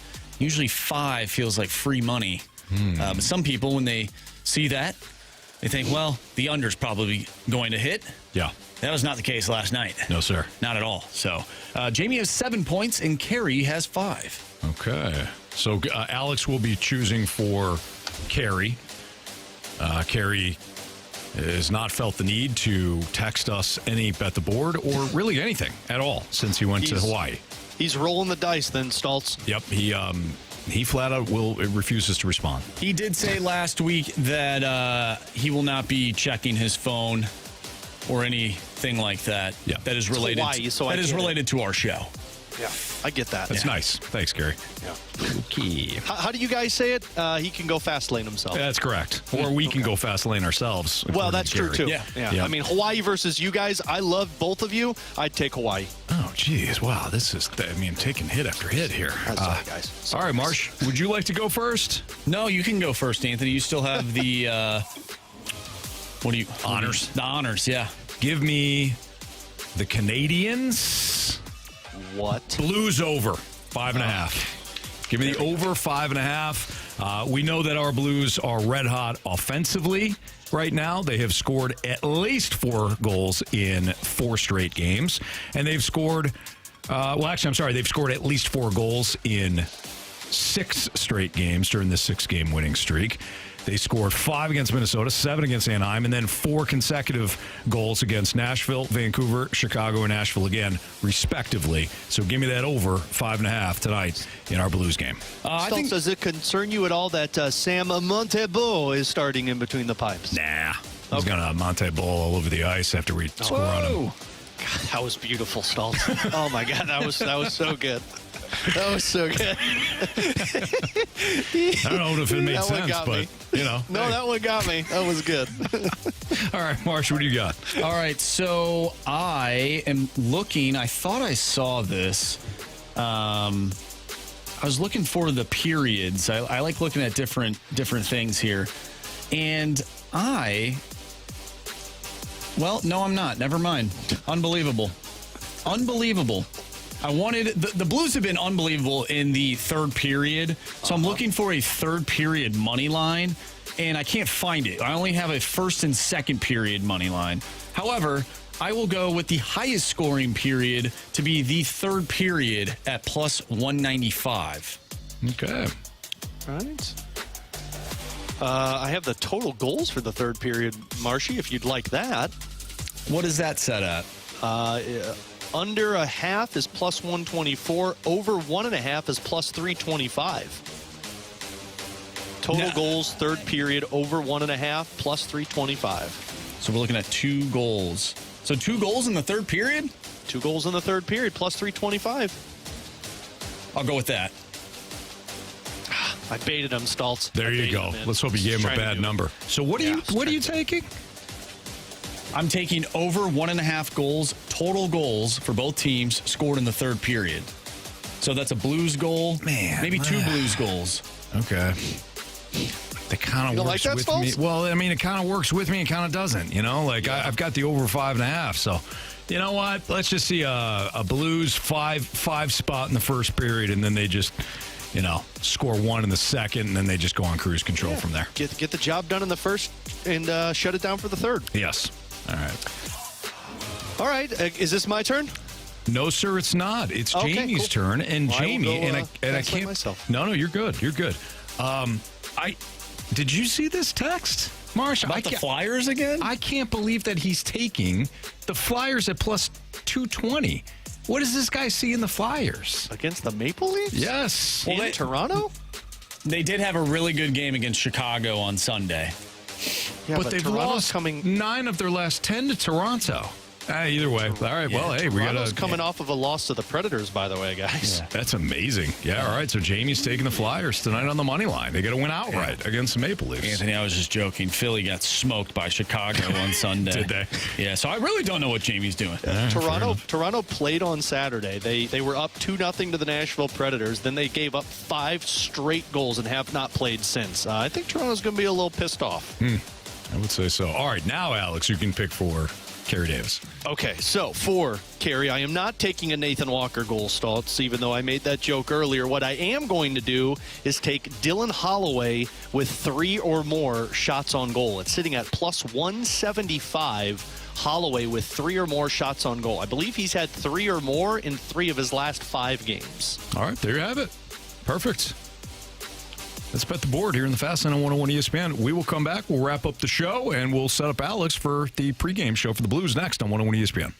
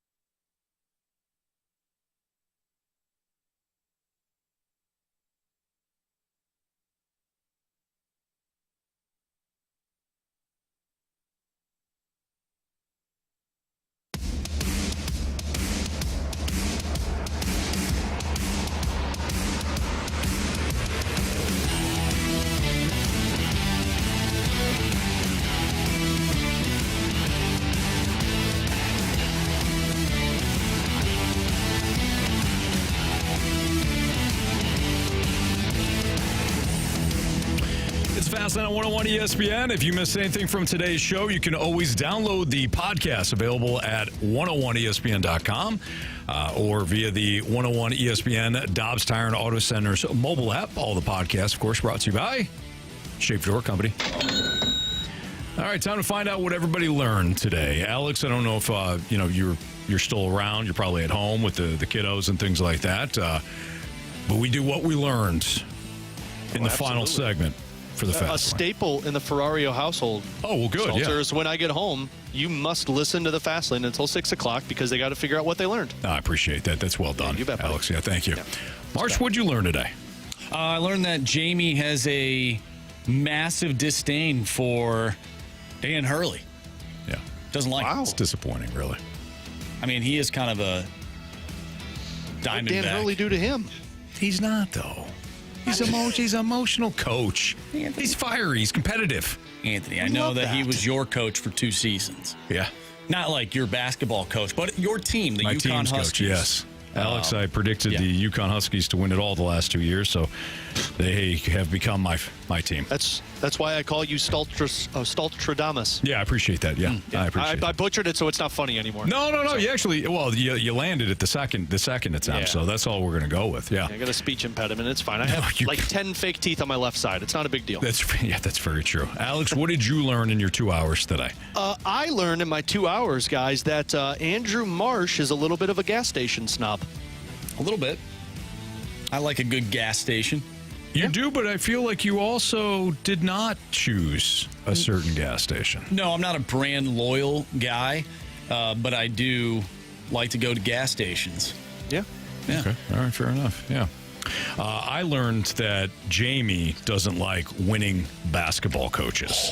Yeah. It's very cool. Yeah, or, you know what? I guess I should rephrase mine. Like winning bets, because his bet the board was not very good. No, how about that? He chose the Flyers again. Weird. Yeah. I don't really understand that. Somebody in the snake pit, Rusty, says that Russell Wilson has just signed with the Giants. Oh, good for them. Wow. Good for him. Giants continue to say, we don't care about winning. Well, the good news is, though, Russell Wilson is going to be able to throw it to Malik Neighbors moving forward, Very true. He's got his number 1 wide receiver. Yeah. He's More also than I got could to say beat for out what he had James. last year. He's got to beat out Jameis Winston first. Oh, you're right. That is a grueling battle. Famous Jameis. What's the slogan now? Like, Giants country, let's football or something. Let's roar. No, I don't think they would roar. He's not in Detroit, right? Giants country, let's giant. I don't know. Don't Giants roar, though? What do Giants do? Let's stomp. Stomp. Giants stomp. Giants probably stomp. stomp. There we go. Yeah. Giants stomp. Giants country, let's stomp. Yeah, or technically Giants do fall, so they do fall. So he'll figure it out. He's a smart guy. Yeah. So this means, though, right, guys, that Aaron Rodgers is going to Pittsburgh? I would assume so. I hope he does. There's no other jobs out there, right? No. It's retirement or Pittsburgh. Boy, oh boy. I mean, come on, Steelers. Do it. Yeah. Now, are you saying this because you don't like Carey? No, I love Carey. No, I love Carey. But it would create great content for this show. That's okay. That's true. I'm a content-driven fella. Right. That's a company man right there, Marshy. That's why you wanted Kirky football to wind up in Atlanta. Yeah. And look what happened. We got great content out of it. Combustible situation. Yeah, look at what happened to the Vikings. Great content. Oh. All right. Sorry, Marsh. All right, Marsh. What do you got for criticisms and compliments? From the 314, you guys make you make me laugh on a daily basis. Love the show. Go Blues. Appreciate you. Thank you so much. We did laugh a lot today. We did. You guys make me laugh. Well, good. Thank you. Stoltz's Monson blow the game. Let me tell you. I'm going to use that on the broadcast at some point tonight, Stoltz. You could bet your bottom dollar. Yeah, feel free. Absolutely. Hopefully he's not listening, becomes motivated. Yeah, hopefully he'll hear it on the postgame. Hambone Williams says, great show today, guys. Pleasure joining live because I took the day off work. Very complimentative. I don't know if that's a word, but loved what we did today. Me and you. Complimentary. Or Anthony. Whatever. And Alex. A couple of A's here. Couple of A's. The 3 A's. The triple A. I've always said the AAA battery is the best battery. So. Yeah. There you go. It's the best baseball team, too, in the organization. Very true. Oh, Especially for the Cars. My bad. There we go. No, you know what? No. Marshy, Nailed it. You guys are on fire today. Well, not last night. The Cardinals won 3-2. 3-2. Tell you what, it was a bigger blowout than that 3-2 score would indicate. I have heard that the AAA pitching is lethal these days for the Memphis Redbirds. Yeah. All right, our 3 stars of the day. Third star goes out to the Bermuda Triangle. Yes. Amen. Yes. Amen. And Marsh's headphones landing and said Bermuda Triangle. One of the few people, Marsh, that can say that the Bermuda Triangle did not take away whatever you had there. Wow. Very true. They did take my jack, though. The FCC is our second star of the day. Yeah. Love you, FCC. Yes. Don't find us. Guys. And the first star of the day is Alex. Alex, for helping us out today. Alex, we appreciate you, man. Thank you so much, dude. I appreciate you guys. Anytime you want me on, I always love having fun in the afternoon with my AAA crew. Well, we love it. For Alex Ferrario, who you'll hear on the Blues pregame right now, we will see you.